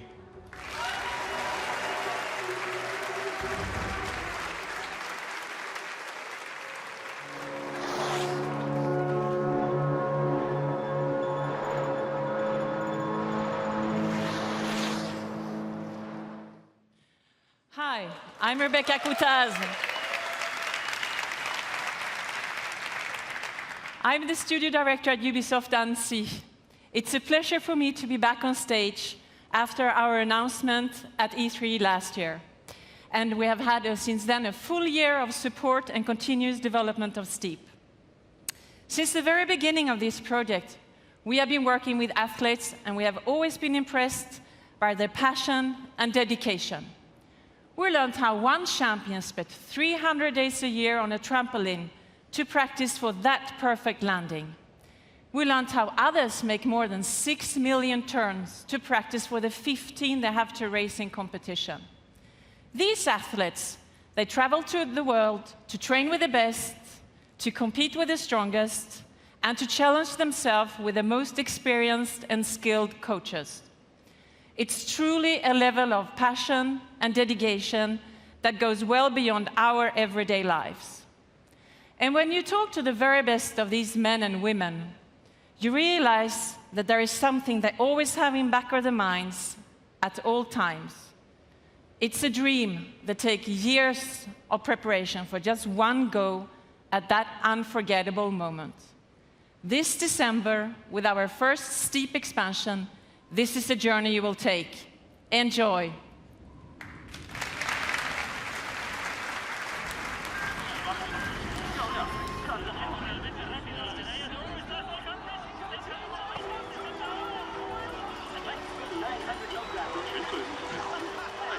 As a child, you would wait and watch from far away. But you always knew that you'd be the one to work while they all play. And you'd lay awake and scheme of all the things that you would change, but it was just a dream.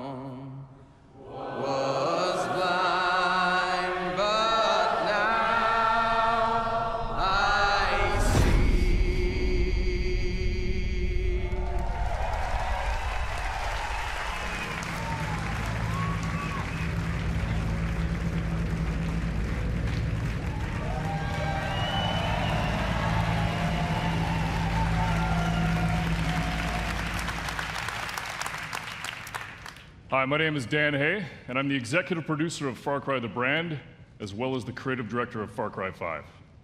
I'd like to introduce you to Hope County, Montana. Vast, beautiful, rugged. A place where people don't even lock their front door anymore. But that's how it used to be. Today, Hope County's been overrun by a fanatical cult.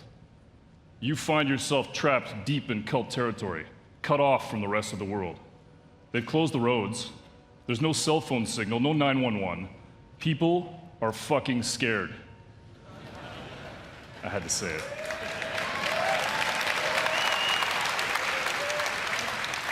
And just up ahead, the small town of Falls End has been completely overrun.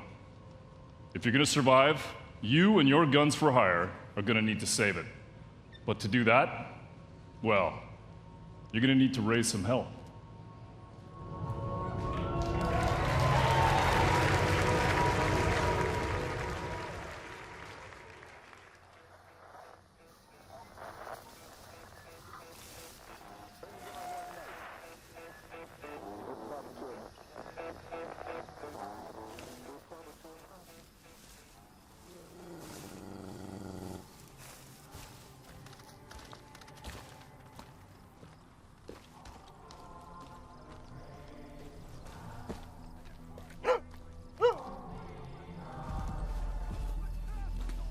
We got piggies.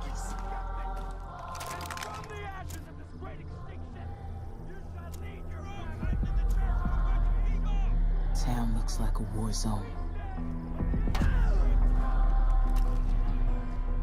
Where do you want me?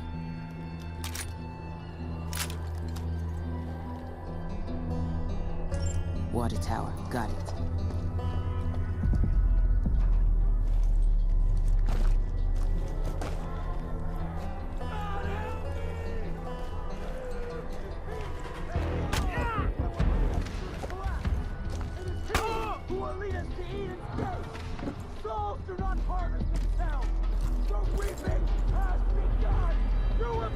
I'm in position. You will be cleansed. You will confess your sins, and you will atone. For only then will you walk in the light of our Father and be delivered. Boom, boom, motherfuckers. Boom, boom, boom, boom. Bang, bang, bang, bang. Boom, boom, boom, boom. Behind you. Bang, bang, bang, bang. Gonna need more help. I love the way you walk, and I love the way you talk. When you walk that walk, and you talk that talk. You knocks me out off my feet. Looks like you could use some help. Boom, boom, boom, boom. Target bang, a bang, fucking bang, quad. Boom, boom, boom, boom.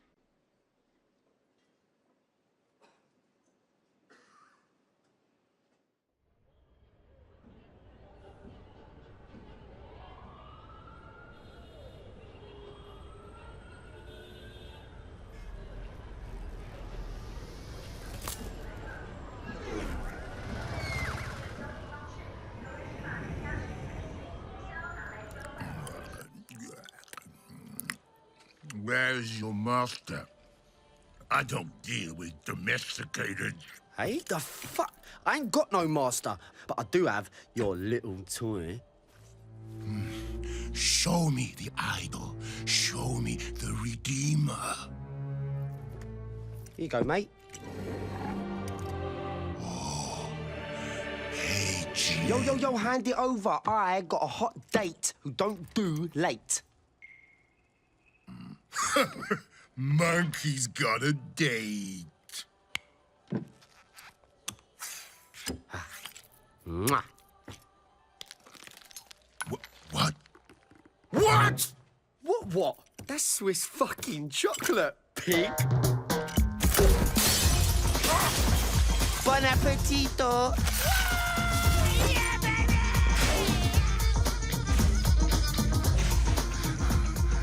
I want every fucking cop in this fucking city after that fucking bastard! Grab my chassis, Noxie!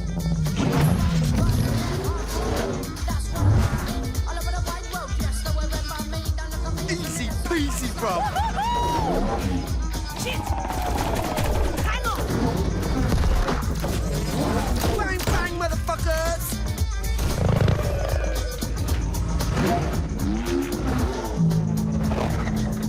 Fuck me. Damn!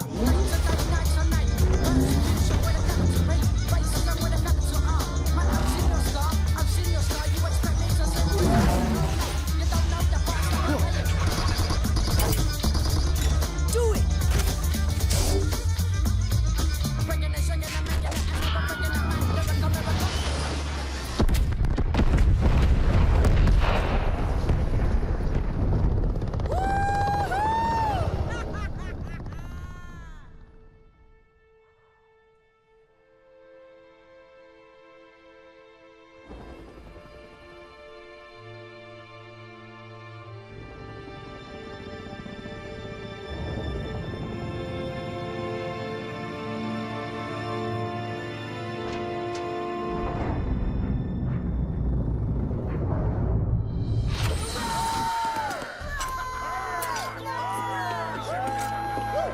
It's about bloody time. Let's see what we've got.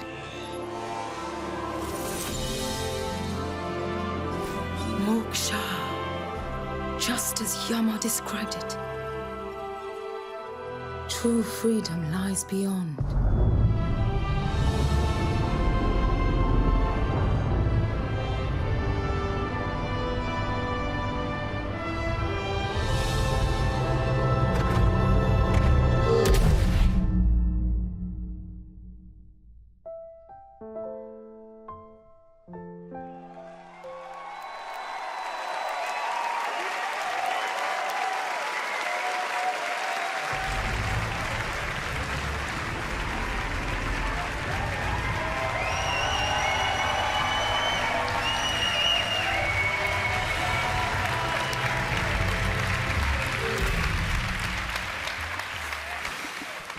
Thank you.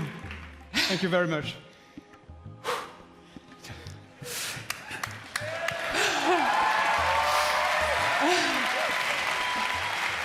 Thank you. First of all, I want to say a big thank you to all the teams who worked very, very, very hard on creating all this world. Again, thank you to all these teams behind us. I want also to say thank you to Yves, with all my heart.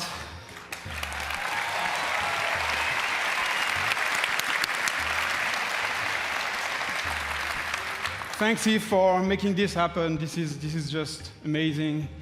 And also, a special thanks to the fans of Beyond Good and Evil for sticking with us for so long.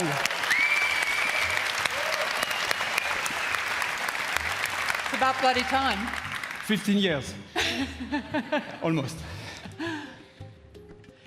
So welcome to System 3. Our story takes place before the birth of Jade, in a multi-ethnic, multicultural human society in a distant solar system. It is a time when corporations create hybrids in their labs and enslave them to colonize the stars in order to compete for power and cosmic resources. With our crew of crazy and unforgettable characters, We fight in the name of freedom and the right to determine our own fate among the stars. And we will helm massive star-faring vessels through territories as spectacular as they are dangerous. We've been working very hard just on the technology during 3 years. And today, we have a seamless online playground where we can travel across space at the speed of light. We can explore mysterious cities and discover unknown lands by ourselves or with friends. And we want you to participate in the making of this great adventure. Join our Space Monkey program.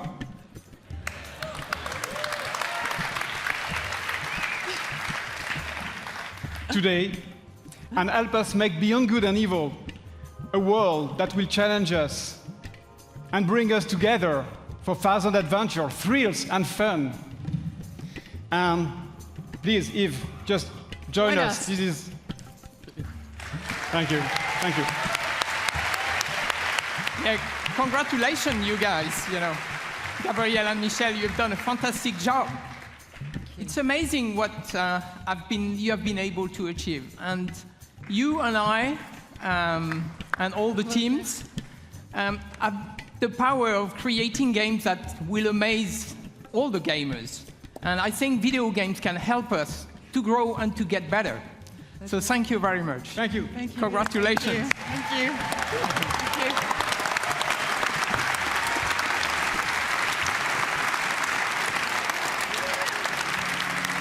So now, I would like to thank everyone here in the room and those who are watching us from home. Thank you for listening today, and thank you for playing our games.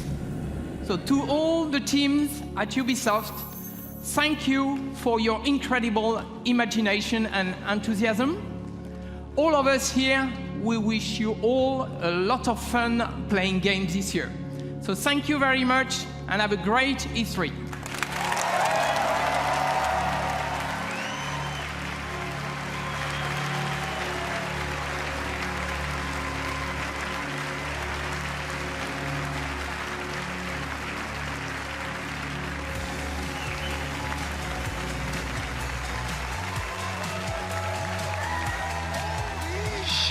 Okay, wait, look, most importantly, it's not over. The show is not over, folks. We're gonna send you back to the home base behind the theater. We have 30 minutes of an exclusive, what is it? I lost it. Assassin's Creed Origins exclusive gameplay. 30 minutes right now. Let's go back to home base outside the theater. Thank you for watching. It's not over. Stay tuned. Holy shit! Oh my God. Hey there, folks. What a show and what an ending, huh, guys? Wow. That was amazing. Fantastic. It was jam-packed with great games, and we've got more great games to show you right now, specifically Assassin's Creed Origins. I'm Chris Waters, joined by Hanny Duong, Carl Lua, and Ash Ismail from the Assassin's Creed Origins team. And let's get right into it, fellas, here. Without further ado, we've got 30 minutes of exploring the open world in Assassin's Creed Origins. Yes, for sure. So just to start off, so we have the context. This is the demo we have here at E3 that we're letting people play. Just so everyone knows, this is a living game. We still have a ways to go to finish off the game and completely polish it. So we might see some hiccups along the way. But we fully assume that. We're super proud to be here to show it off. We've been working a long time on this, and it's finally exciting to be able to show it and have people play it and send us feedback. So here we're gonna go. Carl is gonna show off his skills. His gazelle rustling skills. His gazelle skills. And here we're gonna start with a camp. So these camps, these are military locations. He's gonna use Senu, right? That's right. Senu. She's a beauty. Yeah, she's a beauty. She's a great scout. So right now, Carl's using her to tag the enemies, but also tagging opportunities in the camp. Now, the question might be, why would someone infiltrate such a location outside of quests? So there is a quest that actually takes place here. In the demo, we've disabled the quest so that we can focus on the world and what happens with the world. Later on, there's going to be more streams with quests so that we can kind of spread the love, the content. But for now, we're just kind of cutting loose in the open world and going to see what is in store for us here at this camp. Now, with the tagging, I'm noticing, one of the new features here is that levels are popping up over the enemies' heads as you are tagging. So what can the player read into those levels as to what kind of challenge they're going to face? Yeah, so by going a lot more action RPG, what's happening here is that right now Bayek is level 20 and he's facing off against enemies that are at an equivalent challenge.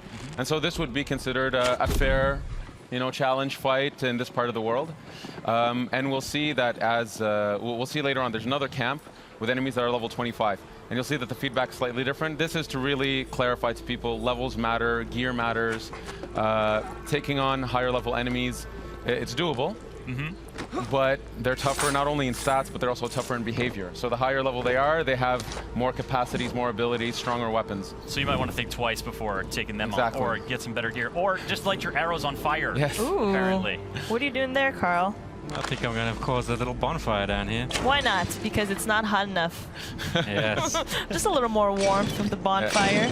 Speaking of which, my feet are on fire. We are in the middle of the sun it is really hot out we here. suffer for your entertainment, viewers. This is the live streaming equivalent of method acting. Is Bayek is warm right now. You think that hood is like keeping him cool? That hood is warm, and I will say for the fans out there who. Oh, the lion's attacking the horse. Attacking the horse. He's got a snack on some horse meat. Well, it is a distraction. He's been caged up for a while. So that's something that we fully embrace in here. So all the NPCs of the world, all the humans, all the animals, they have a full life in the world. They have needs, they have wants. Animals, they hunt, they sleep, they find shade. So in this case, this lion has been captured and been put in a cage. And at this point, it becomes an opportunity for the player. You can't always guarantee it, but okay. So these guys they sense something. They've seen a lion getting released. They've seen. Kind of hard to miss that one. Yeah, a fire.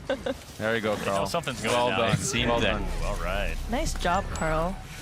So here we go. So we just picked up a bow. So this is something that's really important in Assassin's Creed Origins. It's gear. Goodbye, lion. Terrible. He was so kind to you. Wow. He attacked the horse. He should have been attacking. No real lions were harmed. Out of the frying pan into the fire. So we picked up a bow, and we saw that it was a blue bow, which means that it's a common weapon. So rarities do matter in this game. Yeah. The more rare the equipment is, the more attributes it has, the more properties it has. So as opposed to just does some more damage, it cannot have other properties. Like what is an example? Exactly. So other properties could be things like poison tipped. Being able to generate adrenaline. Adrenaline is a concept. It's a resource in the combat system that allows Bayek to unleash a fury of attacks or just devastating, overpowering attacks. And you can build adrenaline through the combat system. And some weapons charge differently than others, so this is part of the depth of the combat that we want players to mess around with. And this is a whole new combat system you guys have. Boom, headshot. It's way different than the feeling before of sort of being an He felt it. He's dazed. Take him out. Poor guy. Poor guy. Oh, he can cover some ground. So this guy's a commander. That's the gold icon. Uh-oh. Not for long. There we go. There we go. Dead. So there we go. So killed. So here we found a second bow. So in a military location, military locations are great for finding equipment and new gear. Aside from playing quests, these are also places to be able to upgrade Bayek with new weapons. Loot all that. So here we found a bow. Oh, we leveled up, which gives us an ability point. So we'll check that out in a second. Check it out now. Yeah, and we found a shield. Oh, cool. Nice All right, job, so here we're Carl. looking at sort of the skill tree, and I'm seeing 3 different branches. Yeah, it's more of a graph. What that means is there are flavors. So on the one side, what you see here is the Master Seer. This is more the abilities that are aligned with manipulation. So manipulating the environment, animals, and NPCs. In the center, we have the warrior aspect, which is really delving deep into fight. And the hunter aspect, which is more the stealthy approach of being an assassin or being a ranger. And the idea is players can dedicate themselves or go through the graph however they want. That's why it's a graph, because they can actually kind of spread themselves as they wish. They can really craft their own assassin, and you can even focus on one area. If you want to be the absolute ultimate warrior, Ultimate warrior. you can dedicate yourself. So the last ability on each graph, you can keep pumping points into it, so you can really become that super powerful archetype that you wish to play. You just got to chase down a fluorescent outfit and you're good to go. So what kind of player would you be, Ash? What's your personal favorite style? Personally, well, we should get Carl to buy something here. We go for the enhanced warrior bow. Enhanced warrior bow. The warrior bow is super cool. We haven't seen it yet, so maybe we should switch to it if we can. Yep. We did pick up a few new bows, right? Yeah, we should check out the new gear. Check out our gear. Definitely check out the new gear. So in terms of my style, I would say I'm somewhere between hunter and warrior. I can't choose one or the other. I sometimes prefer stealth, sometimes prefer just duking it out with the guys. That's my style, but that's one thing we wanted to cater to, is that we have a lot of fans who either play stealth or play pure combat. It depends on their mood. We wanted to give them a control over that. Yeah. So here we can see that Carl put on a new bow. You also had a new shield. Put on the shield, put on the shield. New everything. New bow, new shield. Is it really going to be better? Let's have a look. It's way better. So you can wow. see the shield adds to the player's resistance. Okay. It was quite significant. And we can see it has a property which is that when you block a hit, you generate adrenaline. So the idea is with gear, you can actually start crafting, again, the way you fight, the way you stealth. We can see the crafting at the bottom there. So just like combat, there's no longer this concept that you can one-shot assassinate just anybody. Enemies that are higher level, you'll do stealth damage. But if you want to one-shot them, be that true lethal assassin, you have to craft better hidden blades. You gotta work hard at it. And now we're going for a little boat ride. Yeah. Yeah, trying to cool down in the sea, which I wish I could do right now, because I am on fire.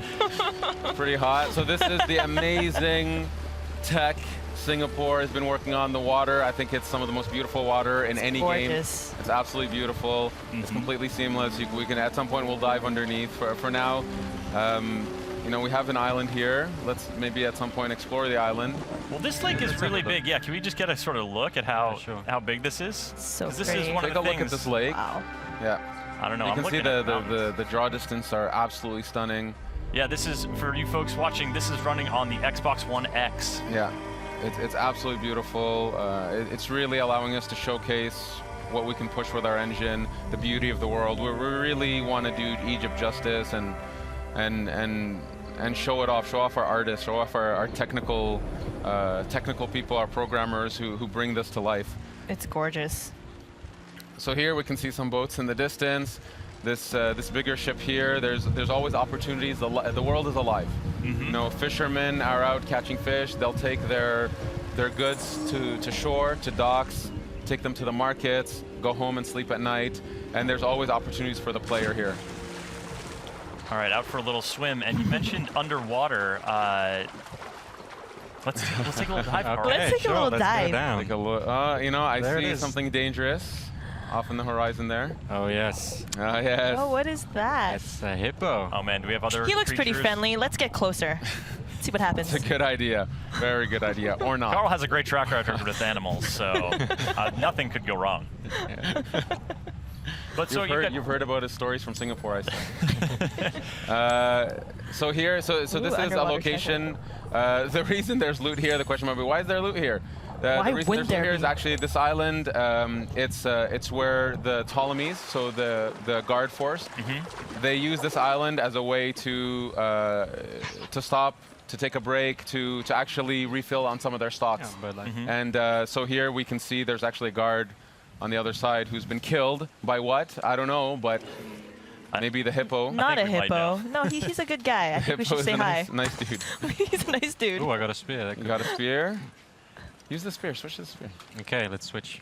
Yeah, because that's the thing. We've seen sort of that short curved sword in action. The khopesh, But there is a variety of weapons, and the sort of the reach of the longer weapons is going to affect how you are in combat. Exactly. So we have a ton of types of weapons. So 8 melee weapons, 4 types of bows, and this is just the types. Then within them, there's levels, attributes, properties, and all that stuff. And of course, it's a completely seamless system You should here. get We're closer. using the bow in water. You should get in closer, Carl, and see what happens. Those birds, if Carl is good, he can shoot those birds down. I got other problems right now. Let me deal with this angry beast. They're just trying to say hi. Okay. You know? I feel like you're engaging it on its home turf. Like maybe they're slower on land. You don't want to. Oh God. And he's using the spear. Oh no! You're smacking the hippo with your spear. Oh, the poor hippo. What if it's a mama? Now, you know what? man. Now you've gotten Carl. him angry. He just wanted to say hi. Oh, I think boy. if it's a Oh, mama, boy. Carl's in even more trouble. Yeah. Keep circling You're vicious, yeah.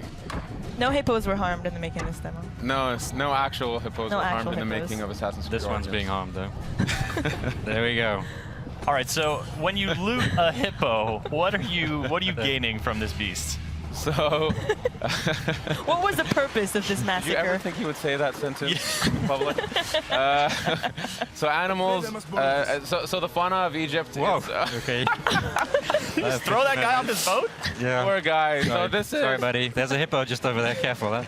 You can use the corpse as a float. You'll be This fine. is Carl style. This is Carl style. Obviously Egypt, it's very well known for its fauna, its wildlife, and we need it to represent that properly here. And then we have to say, well, it matters to the player on some level. So this is part of the progression system. So you gain materials that you would use to craft some of your gear. So that's. Oh! You're just a shit starter, aren't you, Carl? This is military. It's all right. These are military dudes. Put He's your on fire now. Okay. Ooh, fire on a yeah. boat. That's a recipe for disaster. I like it. Oh, the fisherman's coming in dangerously. Oh boy. Is someone else mixing it up over there? There we go. Oh, now the boat's on This guy's fire. coming for me, though. He knew that his boat was in trouble. I better leave. Just leave him to tread water. Yeah. So you know what? If the situation was slightly different, I if love how Carl this guy's just along for the ride. He's just in front of you the like, guy's just what is chilling. happening? Yeah. The guy's just chilling. The thing is, Bayek is a Magi. They are protectors of Egypt. They're protectors of the Egyptian way of life, and Egyptians have a high respect for Magi's, and they go to them for help. This is actually feeds into the questing system, actually. So, as a Magi, he respects them. He's gonna let him take his boat for a ride. You do you, Bayek. You do you. Set boats on fire. I like it too because he's not like obviously the boat's important to that dude. Like it's probably his livelihood. He's like, look, man, you can take this wherever you want, but I need it when you're done. Yeah, just be sure you bring it even back in one chilling piece. for a bit. He'll even wait a bit. Eventually, he'll leave, but he'll wait a bit for now. He's watching me carefully. So courteous. Like, So hey, in courteous. case you need a getaway vehicle, I'm here, bro. It's cool. Exactly, exactly. So here, this is another military camp, but this one's slightly different. This one's a wharf. Here, what we wanted to show is just what it's like to take on enemies that are much higher level. So here we'll see some guards. So there's some in the front gate there. So level 25, you see that the badge is red, which is kind of telling the player, yes, you can try. You can try. Try your best. You can Take a try. run at him. Give it a shot, but it's going to be a very difficult fight because you're not at their level just yet. Eventually, by going through quests, by completing locations in the world, you will level up enough. So I would recommend just trying. Carl, what's your plan here? Are you buddy? going to take on How are this you gonna do challenge? this? Let's. Oh, this guy's. Oh, he looks vulnerable. So let's try a headshot. He's alone. Let's try a headshot. See how much damage it does. Oh goodness, it's not going to do a lot. He's going to swat a fly. Yeah, he is. Oh. He is no. tough. Yeah. He's tough. Just a little scratch. Yeah. Get up on him. All right. Got the spear. Working it in okay. close quarters. And come on, get him, Carl. Oh boy, here we go. I believe in you, Carl. You can do take it. him. He can take him. Honestly, he can do it. Carl's been practicing. He's very good at the game. Oh goodness. Yeah, look There's a at that little one bit hit. of like a stun almost happening. Is that a heavy hit that I'm? Oh, no. Oh, Jeez. Lord. You get an F for effort. It's okay. Yeah, 2 hits from me. Okay. So, look, the game is live. This Yeah. is, you know, This is real gameplay. Exactly. Yeah, not we pre-recorded. take, we take games very seriously in the sense of we want this to be the representation of the game as it is. We want players to see where it is today. So yes, in a demo playthrough, Carl died in front of everybody. killed. But I've learned my lesson. You don't have to rub it in, Ash. In front of everybody. I've learned my lesson, and I'll just keep moving on. The level 25 is too high. Let's, Give them a wide berth now, and so you're coming in. You're sort of leaving the wharf and coming. Oh, hey, buddy. Yeah, so There's Carl our just friend. called for his mount. And does this horse have a name? Or Yes, is I it a believe- horse I with no believe- name?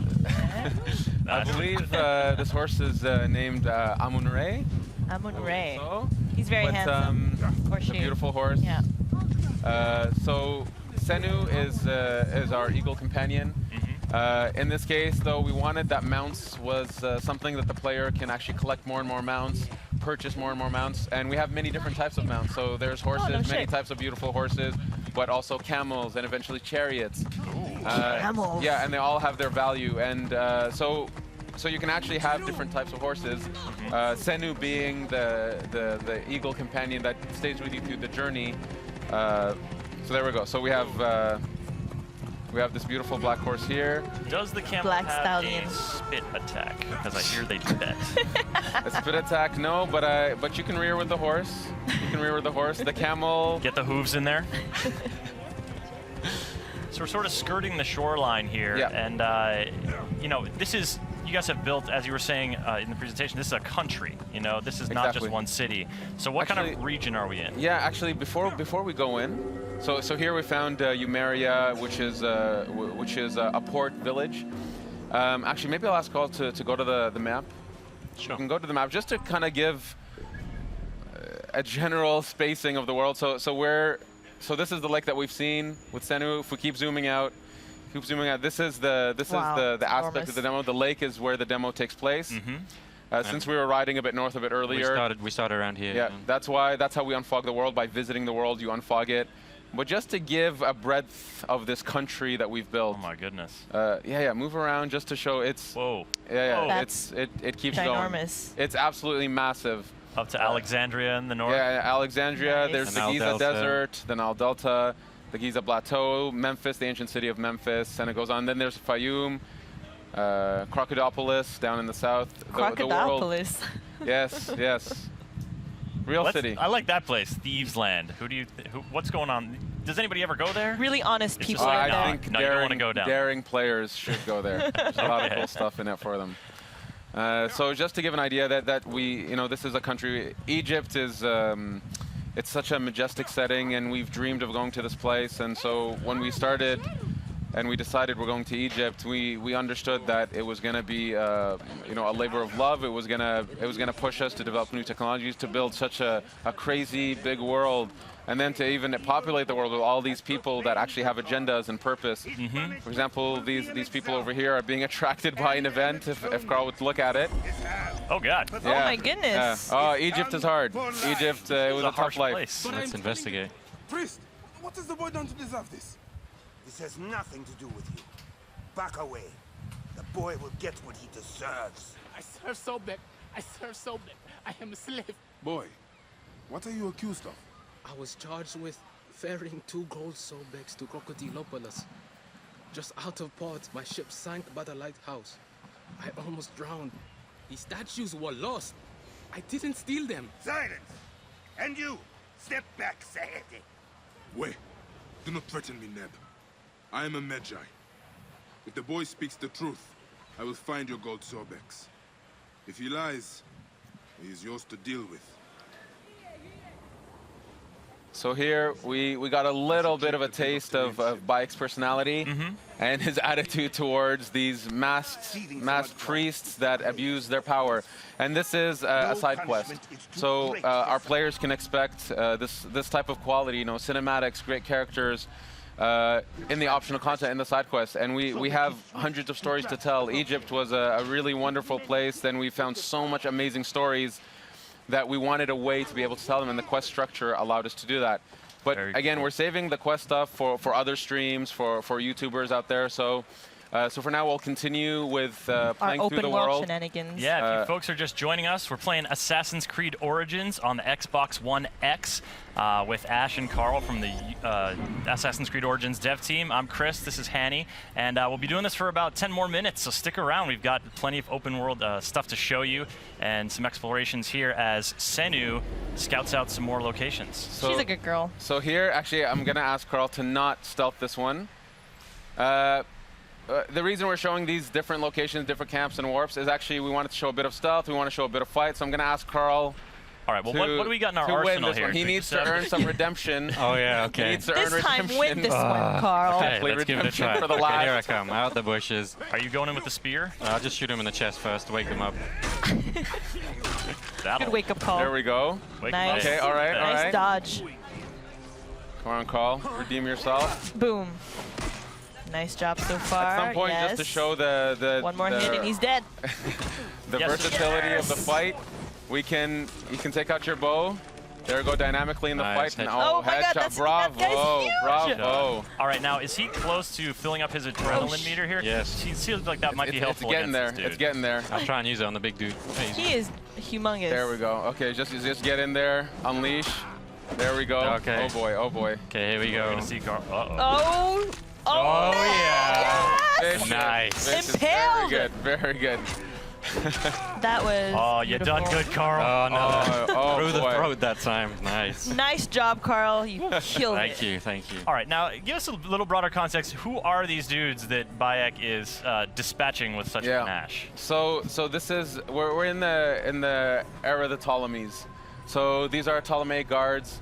They work for the people that Bayek is going after, and when I say going after, effectively Bayek is unraveling a mystery, and he doesn't know who these characters are that he's after, and so he comes to this place. He's actually looking for a contact to gain some info to lead him to eventually his targets, and these are the Ptolemy guards who work for these people. Bayek being an Egyptian, a Medjay, he doesn't have a very good alignment with these people. They represent, they represent really like them, the evil forces that are destroying his homeland. So That's anyway, just so these are the people he's after. This area of the world, just to say, if we take a look around, yeah, Carl, this is a beautiful shot of the world. Carl, give us a slow pan here. So this is Well, actually, there's a reach eye point, so we can get a better view from there. Yeah, so we're gonna do a viewpoint. Viewpoint. We'll do Now the viewpoint. Just for a sec, we're seeing, you know, some serious climbing here, a hallmark of the Assassin's Creed franchise, but that rock didn't have any like obvious handholds on it. Like, what's the approach to climbing in Origins? So the climbing, actually before we synchronize, just to look around. So pretty. So the climbing in Origins, it's so first we've revamped the controls, the fluidity of the character. We've gotten a lot of positive feedback already from the people who've played the build that feel like the assassin is really responsive, listening to them, doing what they want. And we pushed that to the climbing, where we said, you know what, we should be able to climb any surface we want. So we've created a tech for Bayek when he's climbing to be able to put his hands and footholds into crevices and so on any surface. So effectively to be able to climb anywhere. We wanted, you know, as the most seamless experience that we can have. Here you can see the world is absolutely beautiful. See that that distance, that top peak in the distance? You know, we could just go there at some point if we wish to. Swimming, by boat, by camel, whatever. And there's secrets up there for us. There's really I cool love stuff. secrets. There's really cool discoveries to find. Here, why don't we synchronize? So here, the world is, you know, kudos to our artists, our engineers, our technical artists. You know, this world is something. Absolutely, and you know, so synchronizing, you know, historically is sort of a way to learn more about an area, sort of clear the fog from an area. But you mentioned earlier, the fog clears by you just traveling through the area. Yeah, exactly. So we wanted to keep the idea of the viewpoints as an homage to the series. Leap of faith, there it is. There it is. There it is. Maybe we can explore a bit, walk through the area a little bit, just to give a flavor of the village life. Villages are great places to pick up quests, to go to shops, and obviously there are many quests inside villages. These are hubs of content. But anyway, so we're in a red zone right now. Carl will now show us the fleeing technology. Yeah, I'd recommend fleeing maybe. Or you can fight. He's feeling strong from his last encounter. Yeah. Yep. He's digging that. Real confidence. Mixing melee and now we're we're busting out the warrior's bow here. That was a skill we unlocked earlier. Oh yeah. Good point. Switch to the warrior bow. So the warrior bow, it's effectively our shotgun bow. He shoots 5 arrows at once. There we go. Oh my God, deadly. Bravo. Beautiful. Very efficient. It shoots 5 arrows at once. So when we talk about attributes and properties, you can actually find bows that you can actually have more arrows on them. You can set them on fire by default. So this compound here, it's actually part of a quest. Don't want to ruin the quest for people, but this is somebody's home that's been, let's say, confiscated, and Bayek will eventually have to help those people. Oh, it's a porcupine. That's that's a lot of arrows, but you can recover. It looks like you're recovering them. Yeah, you can pick up your arrows. And that ranged combat, that focus on sort of, you know, Assassins have had ranged weapons in the past before, but with the bows in Origins, you guys are really trying to expand that. Yeah, it's a full-blown third-person shooter on that element. It's we really wanted that the playstyles we push, so range combat, melee, stealth, that this stuff feels authentic, and if you just want to focus on that the game will fully support it and will go deep into that. So we've really pushed ourselves to develop these gameplays. The shooting feels great. The bows feel amazing. And there's a bunch of bows we haven't shown. There's the Predator bow, which is kind of like a sniper. Can we talk about the cat? There's a little Oh my God, there's a cat! This is such a great way to wrap this up. Like we just saw a cat in ancient Egypt. Come on, in ancient guys. Egypt, and you know what? Cats are very important in ancient Egypt. Can you pet it? So here, look. So see, okay, look. So systemically, you know, as I said, animals really live in this world, and so this cat has, for some reason, an affection towards Bayek. He loves you, or she. Or she's sticking around. Reciprocate. Look at she loves them. She loves them. Carl, As I said, we've put a lot of effort on animals and their needs and what they do in the world.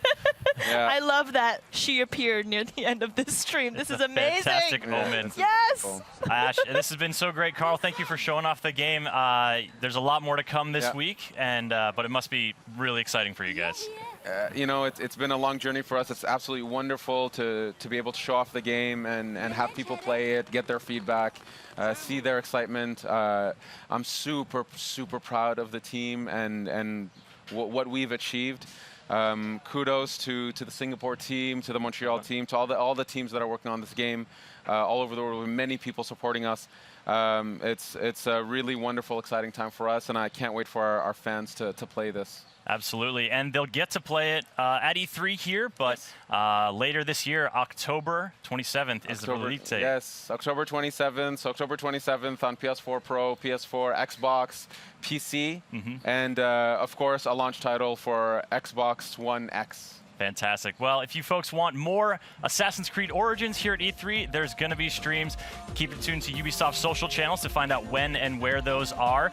If you want more Assassin's Creed right now, you can head to the Ubisoft YouTube channel and check out the behind-the-scenes video from the Ubi blog. And for all the awesome games here revealed during that incredible conference, Ubisoft.com, that's where it's at. So, on behalf of Hanny, Carl, Ash, I'm Chris Waters, thanking all of you for watching, and have a great week. Peace. Thank you. Have a great E3.